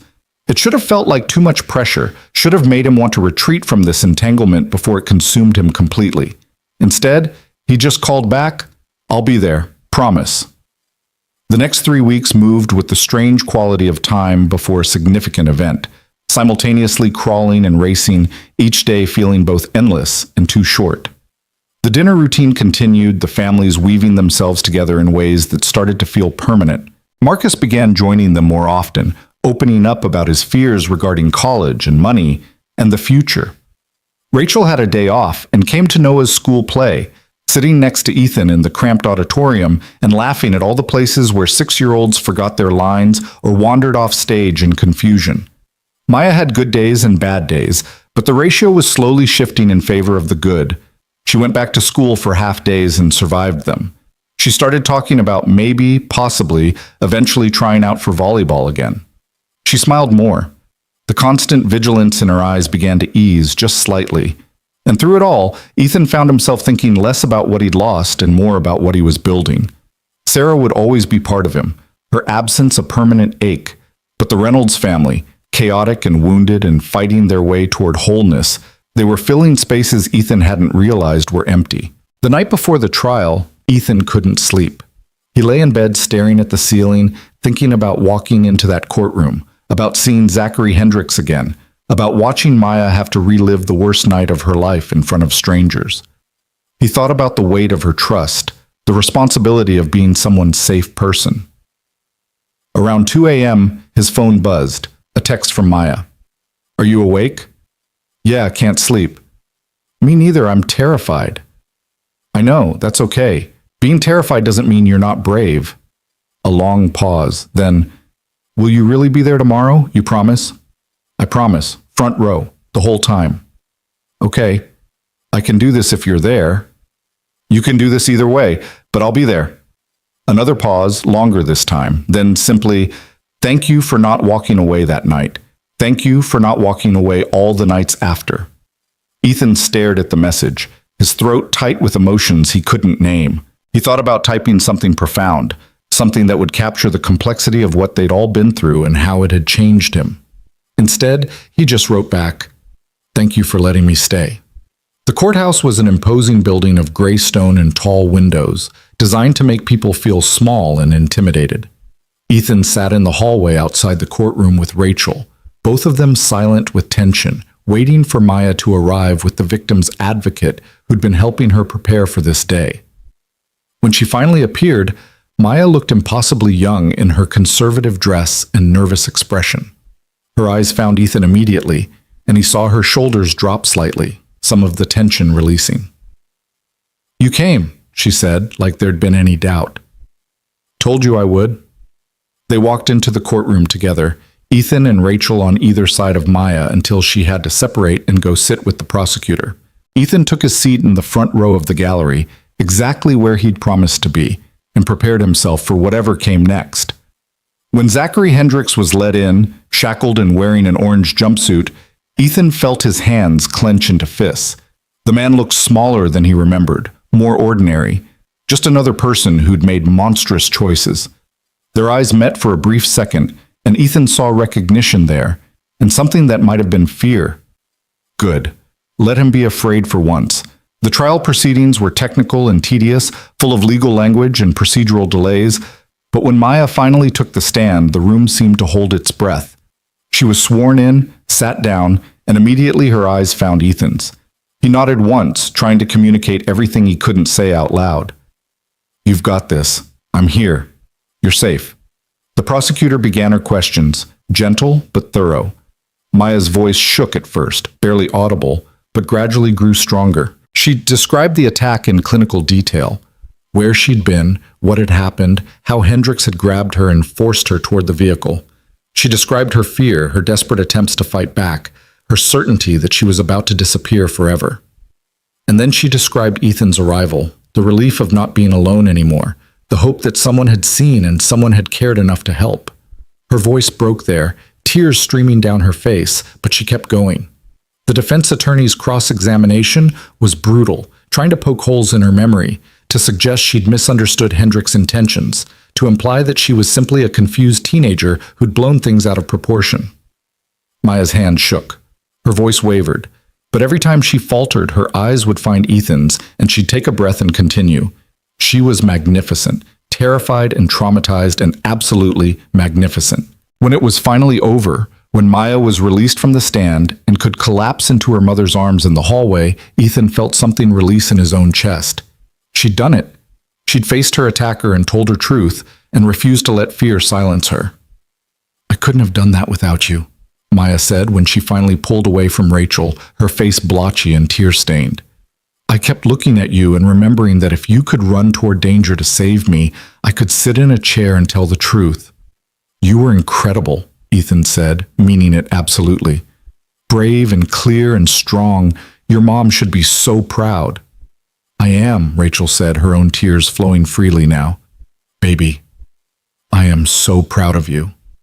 The verdict came 2 days later. Guilty on all counts. Zachary Hendricks would spend the rest of his life in prison, would never have the opportunity to hurt another girl the way he'd hurt Maya and those 3 others. When Rachel called to tell him, Ethan could hear the relief in her voice, the sense that maybe, finally, they could all start to truly move forward. That night, both families gathered at the Reynolds house for what Rachel had declared a celebration dinner, though it felt more like a collective exhale after weeks of held breath. Marcus ordered pizza. Noah and Maya played with pancake, and Ethan found himself on the back patio with Rachel, both of them holding beers and watching the spring evening fade into dusk.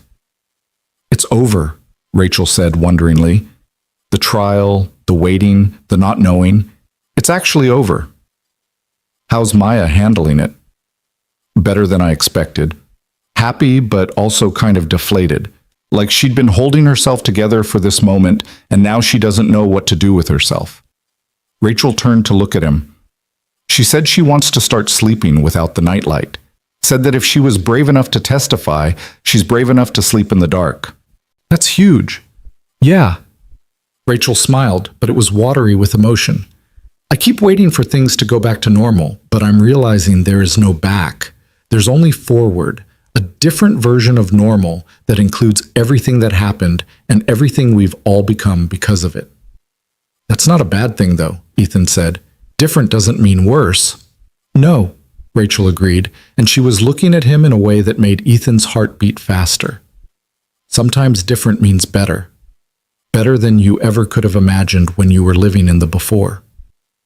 They stood there in the gathering darkness. 2 people who'd been thrown together by violence and trauma and had built something solid from those broken foundations. Inside they could hear laughter. Noah's high-pitched giggle and Maya's lower chuckle. Marcus saying something that made both kids groan in exaggerated annoyance. The sounds of a family, however unconventional its formation. Ethan thought about the man he'd been 3 months ago, walking through that grocery store parking lot with his son's hand in his life small and contained and survivable. That man had made a choice in a split second, had run toward danger without knowing where it would lead. And it had led here, to this patio, this family, this sense of purpose and connection that had been missing since Sarah died. Not a replacement for what he'd lost. Nothing could ever replace Sarah. But something new and valuable in its own right. "Thank you," he said to Rachel, the words inadequate but necessary. "For what?" "For trusting me with your daughter, with your family, for letting us be part of this." Rachel reached out and took his hand, the gesture simple but weighted with meaning. "Thank you for showing up, for keeping your promises, for being exactly what we needed when we needed it most." Inside, Noah called for his dad, something about needing help with a pizza grease emergency. Rachel laughed and released Ethan's hand, and they went back inside together, back to the noise and mess and beautiful ordinary chaos of their joined lives. The healing wasn't finished. There would be more hard days, more setbacks, more moments when fear won out over progress. But they would face those together, this assembled family of survivors and supporters, building their future one small moment at a time. And that, Ethan thought as he helped Noah clean pizza sauce off Pancake's head, was more than enough. Summer arrived in a rush of green and gold, the kind of weather that made you forget winter had ever existed. Ethan stood in his backyard on a Saturday morning in late June, watching Noah chase Maya around with a water gun while Marcus manned the grill with the serious concentration of someone who'd appointed himself the family's official barbecue master. Rachel sat on the patio steps beside Ethan, her bare feet in the grass, her face tilted toward the sun. "I can't believe it's been 6 months," she said, not for the first time. 6 months had become a marker they all referenced, a way of measuring the distance they'd traveled from that night in the parking lot. Sometimes it feels like yesterday. Other times it feels like a whole lifetime ago. "Both things can be true," Ethan said, echoing words he'd spoken so many times to Maya they'd become something like a mantra for all of them. The backyard had become their gathering place over the past few months, alternating between Ethan's house and Rachel's depending on whose turn it was to host. What had started as occasional dinners had evolved into standing Saturday plans, then Sunday morning breakfasts, then weeknight homework sessions where Maya helped Noah with reading, while Ethan and Rachel cooked and pretended they weren't building something that looked suspiciously like a life together. No one had named it yet. No one had sat down and had the conversation about what they were to each other, what this arrangement meant for the future. They'd all been too busy living it, too focused on the day-to-day work of healing and growing and figuring out how to be this strange assembled family unit. But lately, Ethan had started feeling the weight of the unspoken, the questions that hovered in the air during quiet moments. What were they doing? Where was this going? And most pressingly, what happened when the shared trauma that had brought them together faded into the background, and they had to figure out if what they'd built could stand on its own? "She's going back to volleyball on Monday," Rachel said, watching her daughter shriek with laughter as Noah finally landed a direct hit with his water gun. "Full practice schedule, not just the conditioning stuff she's been doing. Coach says if she keeps it up, she'll be starting varsity as a sophomore this fall." "That's huge. How's she feeling about it?" "Terrified, excited, convinced she'll be terrible and everyone will hate her," Rachel smiled. "So, normal teenager stuff instead of trauma stuff. I'll take it." It was true that Maya had transformed over these months, shedding layers of fear like a snake shedding skin. She still had hard days, had woken up screaming from nightmares just 2 weeks ago, had a panic attack at the grocery store when she saw a black SUV in the parking lot. But the bad days were outnumbered by the good ones now, and she was starting to talk about her future again with something that sounded like hope instead of resignation. She'd also, Ethan had noticed, started calling him by a nickname. Not Dad. She had a father, an absent one who'd sent a cursory text after the trial, but hadn't bothered to visit. But E, casual and affectionate in a way that made Ethan's chest tight every time he heard it. Noah had picked it up too, and now both kids called him E like it was the most natural thing in the world. "Noah asked me something yesterday," Ethan said, watching his son reload his water gun with the focused determination of a 6-year-old on a mission. Asked if Maya was going to be his sister someday. Rachel went very still beside him. "What did you tell him?" "I said I didn't know. That these things were complicated and we were all just trying to figure it out as we went." Ethan paused, gathering his courage for what he needed to say next. "But Rachel, we should probably talk about what this is, what we're doing, because the kids are noticing and they're starting to make assumptions, and I don't want to mess this up." "What do you think we're doing?" Rachel's voice was careful, neutral, giving nothing away. Ethan thought about how to answer that. He could play it safe, keep things vague and undefined, maintain the status quo that had worked so well for the past 6 months.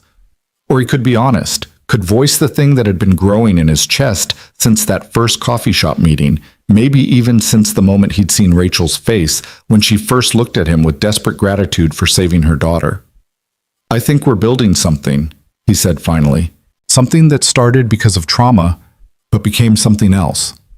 Something I don't want to lose." Rachel was quiet for a long moment, her eyes on her daughter. When she finally spoke, her voice was thick with emotion. "I'm scared. I'm so scared of messing this up. Maya's doing so well and Noah's happy, and what if we try to make this into something romantic and it ruins everything? What if we lose what we have? What if we don't? Ethan countered gently. What if it makes it better? Or what if I'm just trauma bonded to you? What if I'm confusing gratitude with something deeper, and we wake up in 6 months realizing we made a terrible mistake? Rachel finally looked at him, and her eyes were full of fear and longing in equal measure. I can't lose you, Ethan, any of you. You've become so essential to our healing, to Maya's recovery. The risk of losing that is, I know. Ethan did know, felt the same fear twisting in his own gut. But Rachel, I need you to understand something. When I look at you, I don't see the mother of the girl I saved. I see someone who makes me laugh, who understands what it's like to be solely responsible for keeping a small human alive, who doesn't need me to be a hero because she's too busy being one herself. He took a breath. I see someone I want to build a future with, if she'll let me. Rachel's hand found his, their fingers interlacing in the grass between them. I'm falling in love with you, she whispered. I've been trying not to, trying to convince myself it's just gratitude or trauma or convenience, but it's not. It's real and it's terrifying, and I don't know what to do with it. Fall, Ethan said simply. Just fall. I'll catch you. Promise? I ran into traffic for your daughter. I sat through a trial where I had to face the man who tried to take her. I've shown up every week for 6 months without fail. Ethan squeezed her hand. I'm not going anywhere, Rachel. Not unless you tell me to. Before Rachel could respond, Noah came running over, soaking wet and grinning. Dad, can Maya sleep over tonight? We want to build a blanket fort and watch movies, and Marcus said he'd make popcorn. Ethan looked at Rachel, saw her trying not to smile. That okay with Maya's mom? Only if you all stay, Rachel said, the words carrying weight beyond a simple sleepover invitation. Only if we do this together, all of us. That night, after the kids had indeed built an elaborate blanket fort in Ethan's living room, and Marcus had made enough popcorn to feed a small army, after the movie had ended and Noah and Maya had finally fallen asleep tangled together in the fort like puppies, Ethan and Rachel sat on the couch while Marcus dozed in the armchair. This is what it could be like, Rachel said softly, gesturing to the scene around them. If we're brave enough to try. I'm tired of being brave, Ethan admitted. I just want to be happy. Is that allowed? I think so. I think maybe that's the whole point. Rachel leaned her head on his shoulder, and Ethan wrapped his arm around her, and they sat there in the quiet house listening to the kids breathe and Marcus's soft snoring. It wasn't perfect. The blanket fort was already collapsing on one side. There were popcorn kernels ground into the carpet. Marcus was going to wake up with a terrible crick in his neck from sleeping in that position. But it was real and warm and full of the kind of love that came from choosing each other day after day, moment after moment. The official conversation happened 2 weeks later, on a Wednesday evening when the kids were at Noah's school carnival and Marcus was at work. Ethan and Rachel sat at her kitchen table with coffee growing cold between them, finally naming what they'd been building. I want to try this, Rachel said. Really try. Not just as friends or co-parents or trauma survivors supporting each other, but as partners, as people building a life together. So do I. But we have to be smart about it. The kids come first always. We move slowly. We don't make promises we can't keep. Rachel's nurse training was showing the need to assess and plan and prepare for every contingency. And we need to talk to them, make sure they're okay with this changing. Maya already knows, Ethan said.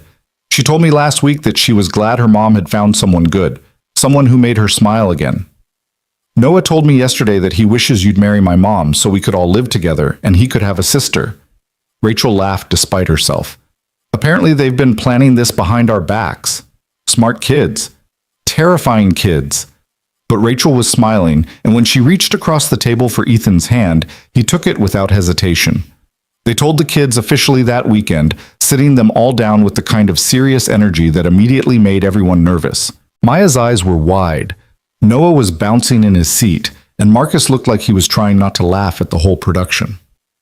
So, Ethan began, then realized he had no idea how to phrase this. Your mom and I have been talking, and we wanted you all to know that we're going to try being more than friends. Dating, I guess, though that seems like a weird word at our age. Finally, Maya said, throwing up her hands in exaggerated relief. We've been waiting forever for you two to figure it out. You knew? Rachel asked, startled. Mom, everyone knew. You look at him like he hung the moon, and he looks at you like you're the best thing he's ever seen. Maya's voice was matter of fact. We were starting to wonder if you'd ever actually do something about it. Noah was less subtle. Does this mean Maya's going to be my sister? Not immediately, Ethan said carefully. We're going to take things slow, make sure this works for everyone. But eventually, maybe, if that's something you'd want. I want it, Noah said, with the absolute certainty only a 6-year-old could muster. Maya's the best, and her mom makes you smile like you used to when Mom was alive. The words hit Ethan harder than he'd expected, this reminder that Noah remembered the before times, remembered Sarah and the happiness they'd shared. For so long, Ethan had worried that moving forward meant betraying Sarah's memory, that finding happiness again somehow diminished what they'd had. But looking at Noah's face now, he understood that his son didn't see it that way. Noah just saw his dad smiling again, laughing again, living again instead of just surviving. And Sarah, wherever she was, would have wanted that too. She'd made him promise during those final terrible days that he wouldn't let grief consume him, that he'd find joy again when he was ready. Maybe he was finally ready. Marcus spoke up for the first time, his voice dry but warm. Just so we're clear, I'm not calling you Dad. Ethan's fine. Or E, since apparently that's what we're doing now. Ethan's perfect, Ethan assured him, grateful for the kid's ability to cut through tension with humor. The transition from friends to something more was surprisingly easy, or maybe it was only easy because they'd already been living like a family for months. They went on actual dates now, just the two of them, leaving the kids with Marcus or a babysitter. They held hands in public. They kissed goodnight on doorsteps like teenagers, both of them grinning at the absurdity and rightness of it. But the real relationship, the one that mattered most, continued to be the family dinners and movie nights, the homework sessions and soccer games, the ordinary everyday moments of building a life together. Maya thrived with the stability of it. Her nightmares became less frequent, then rare, then almost non-existent. She made varsity volleyball as a sophomore, just like her coach had predicted, and Ethan sat in the stands beside Rachel at every home game, cheering until his voice was hoarse. She started talking about colleges, about future plans, about dreams she'd thought were lost forever. One evening in September, almost a full year after the parking lot, Maya came to Ethan's house alone.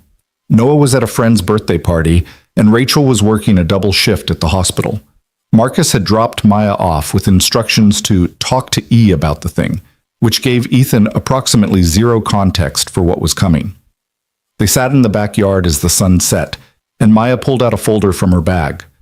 I want to show you something, but you have to promise not to make a big deal about it. I promised to try not to make a big deal about it, Ethan amended, knowing that if Maya was nervous about showing him something, it was probably significant. She handed him the folder, and inside he found a college application essay. The prompt at the top asked students to discuss a moment that changed their life and how they'd grown from it. Maya's essay was titled "The Man Who Ran Toward Danger." Ethan read it slowly, his throat getting tighter with each paragraph. She wrote about the attack, but not in the clinical way she'd described it in court. This was personal, raw, honest. She wrote about her fear, her certainty that she was about to die, the desperate hope when she heard someone running toward her. She wrote about the aftermath, about learning to live with trauma, about the long road of therapy and setbacks and tiny victories. But mostly, she wrote about what it meant to be saved not just once, in a parking lot, but over and over again in the months that followed. About learning what real courage looked like from someone who admitted to being scared. About understanding that healing required showing up consistently. That love was a verb more than a feeling. About finding family in unexpected places and learning to trust again when trust had been shattered. It's beautiful, Ethan managed when he finished, his voice rough. Maya, this is incredibly powerful. I wanted to write about something real, something that mattered, and this is the thing that matters most. She pulled her knees to her chest, a gesture he recognized from months ago when she'd been drowning in fear and panic. Now it just looked contemplative. You gave me my life back, E. Not just by stopping Hendrix, but by sticking around after. By making safety feel real instead of just theoretical. You did the hard work, Ethan said. I just showed up. That's exactly it, though. You just showed up. Over and over, when you didn't have to. When there was nothing in it for you except making sure a messed up teenager and her exhausted mom were okay. Maya smiled, and it reached her eyes in a way it hadn't for months after the attack. That's what love looks like, right? Just showing up. Yeah, Ethan agreed. That's exactly what it looks like. Maya left before Rachel got home from her shift, but she hugged Ethan tight before she went, whispering thank you one more time like she needed him to know, really know, what his presence in her life meant. When Rachel arrived an hour later, exhausted from a brutal double shift, Ethan was still sitting in the backyard thinking about Maya's essay, about the year they'd all lived through, about how violence had brought them together, but love had made them stay. Bad shift? He asked as Rachel collapsed into the chair beside him. Long shift. Lost a patient, which is always hard. She closed her eyes, her face drawn with exhaustion. Young guy, motorcycle accident. His family was there at the end, but it doesn't make it easier. Ethan reached for her hand, held it silently. This was something else they'd learned over the past year, that sometimes comfort wasn't about fixing things or offering platitudes. Sometimes it was just about being present for the hard moments, bearing witness to pain without trying to make it disappear.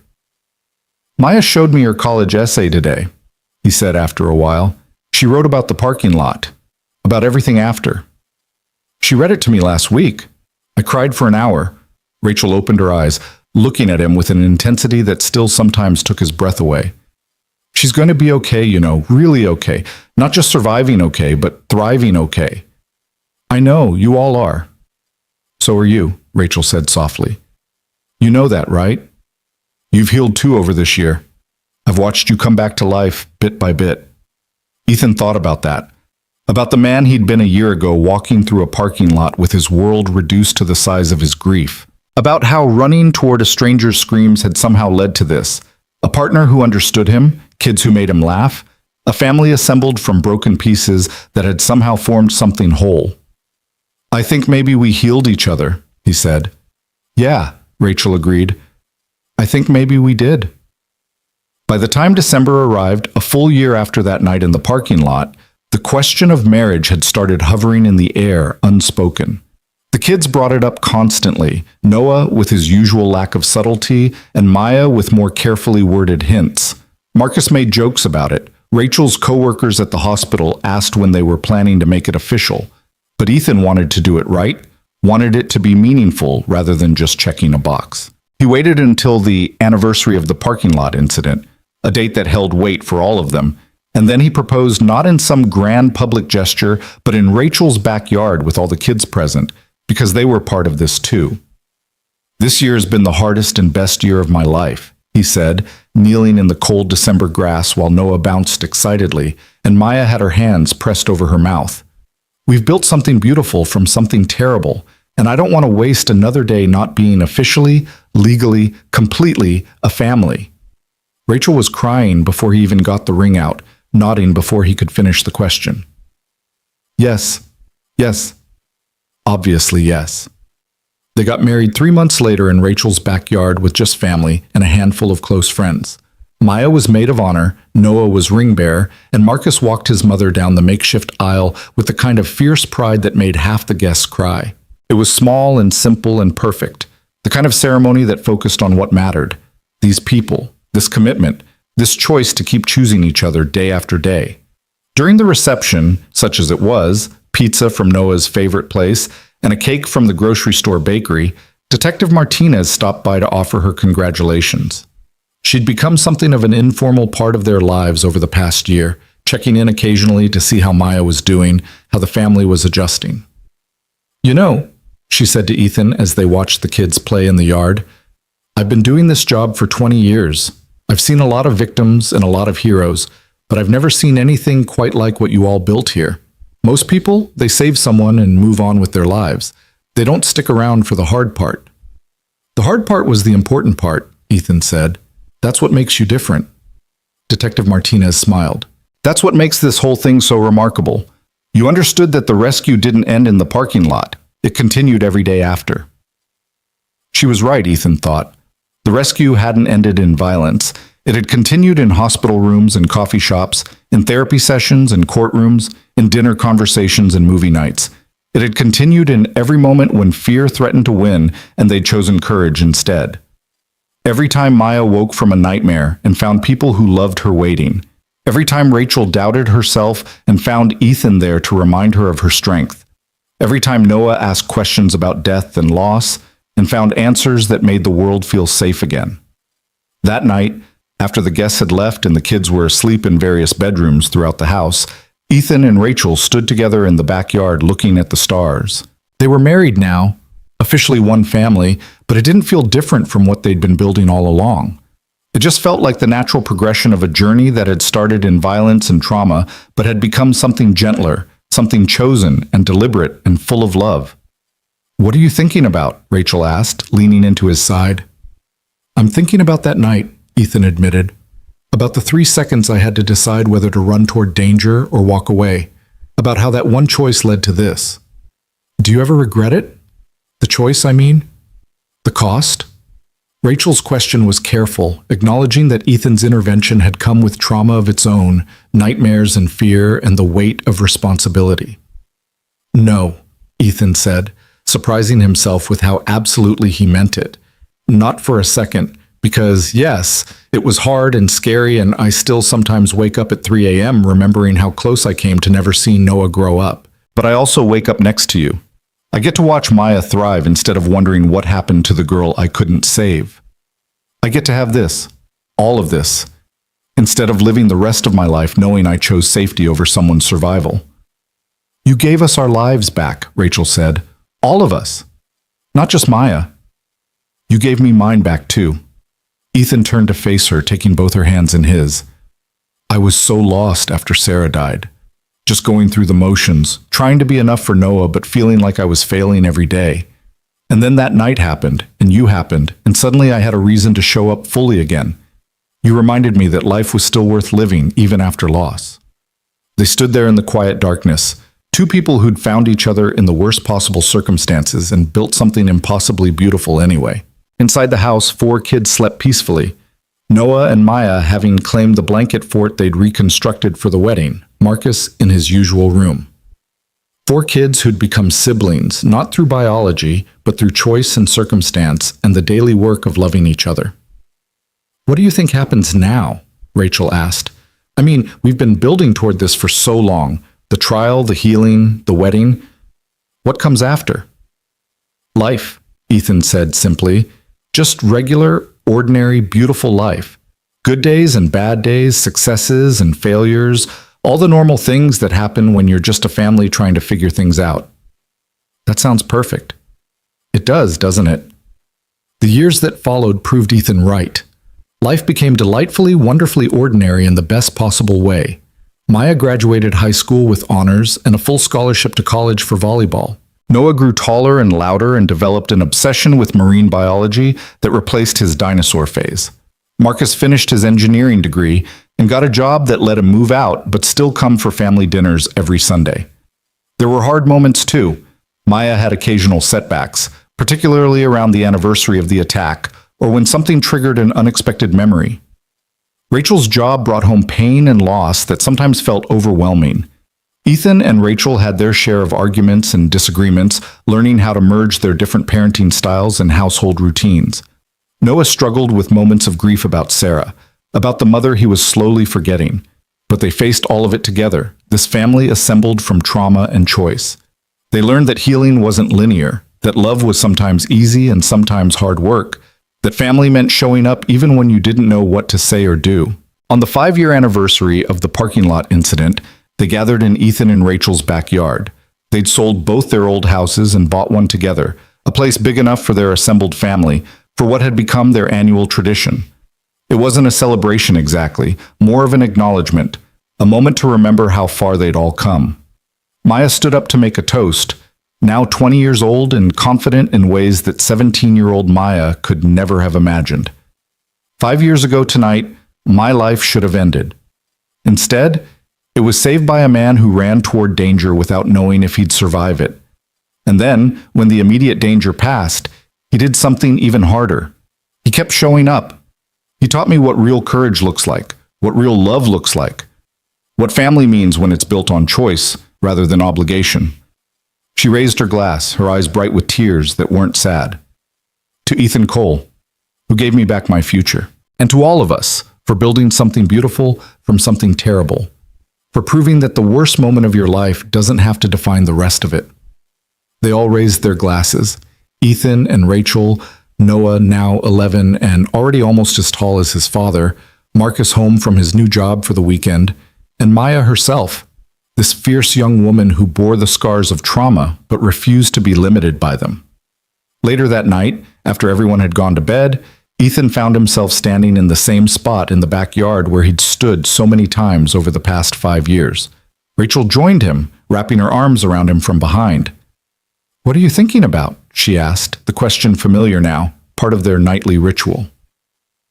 "I'm thinking about how one moment changed everything," Ethan said. "How 3 seconds of decision in a parking lot led to this entire life. How the best thing I ever did was run toward a stranger's scream. The best thing you ever did was keep running toward us after the immediate danger passed," Rachel corrected gently. "Lots of people would have saved Maya that night. But only you stayed. Only you understood that rescue is a continuous choice, not a single action." She was right, Ethan knew. The parking lot had been the easy part, adrenaline and instinct overriding fear. The real heroism had come in the weeks and months and years that followed, in choosing to stay when it was hard, to show up when he was tired, to love when love required work and patience and faith. "I didn't save Maya," he said, the realization crystallizing into words. "We all saved each other. She gave me purpose when I was lost in grief. You gave me partnership when I'd given up on ever finding that again. Noah gave me permission to be happy without forgetting his mother. Even Marcus, with his dry humor and steady presence, he saved me from taking everything too seriously." "So what does that make us?" Rachel asked. "A family of mutual rescuers?" "I think that's just what family is," Ethan said. "People who save each other, over and over, in 1,000 small ways. Who choose to stay and build and love even when it's hard. Who turn single moments of courage into lifetimes of commitment." They stood there in the darkness of their backyard, in the house they'd chosen together, surrounded by the sleeping forms of the family they'd built from broken pieces. And Ethan understood, finally and completely, what the parking lot had really been about. It hadn't been about being a hero. It hadn't been about proving something or living up to some ideal. It had simply been about seeing someone who needed help and refusing to walk away, then making that same choice every day afterward. Refusing to walk away when Maya had nightmares, when Rachel doubted herself, when Noah grieved, when life got complicated and messy and difficult. The courage wasn't in the running toward danger. The courage was in the staying after the danger passed, in the showing up day after day, in the building of something new from the wreckage of trauma and loss. Standing in his backyard 5 years later, Ethan Cole understood that he hadn't just saved a stranger's daughter that winter night. He'd found his way back to life, had discovered that the heart he thought had died with Sarah still had room to grow and love and embrace the messy, complicated, beautiful reality of an assembled family. The parking lot had been the beginning. But this quiet moment in the darkness with his wife beside him and their children sleeping safely inside, this was what he'd really been running toward all along. Not just rescue, but recovery. Not just survival, but the kind of deep, transformative healing that only comes from choosing love over fear, presence over absence, connection over isolation. One moment of courage hadn't just stopped a tragedy. It had created a family, had built a future from the wreckage of trauma, had proven that the worst things that happen to us don't have to define us. They can, if we're brave enough, become the foundation for something better than we ever imagined possible. And as Ethan turned to kiss his wife and head inside to check on their sleeping children one last time before bed, he realized that this was enough. More than enough. This ordinary, extraordinary life they'd built together, It was everything he'd never known he needed, the family he'd never expected to find, the future he'd earned by refusing to walk away when someone needed him most. The story that started in violence had become one about love. The rescue that began in a parking lot continued every single day in 1,000 small choices to show up, to care, to stay. And that, Ethan understood as he climbed into bed beside Rachel and let the peace of an ordinary night wash over him, was the truest kind of heroism there was. Not the dramatic gesture, but the daily commitment. Not the single moment of bravery, but the lifetime of showing up. Not just saving a life, but helping that life, and his own, become worth living again. Outside, the winter stars shone down on their house, on this family that had found each other in darkness and built something luminous together. And inside, 5 people who'd been broken in different ways slept peacefully, held together by bonds forged in trauma, but strengthened by choice, by patience, by the simple revolutionary act of refusing to let the worst moment define the rest of the story. This was their ending. This was their beginning.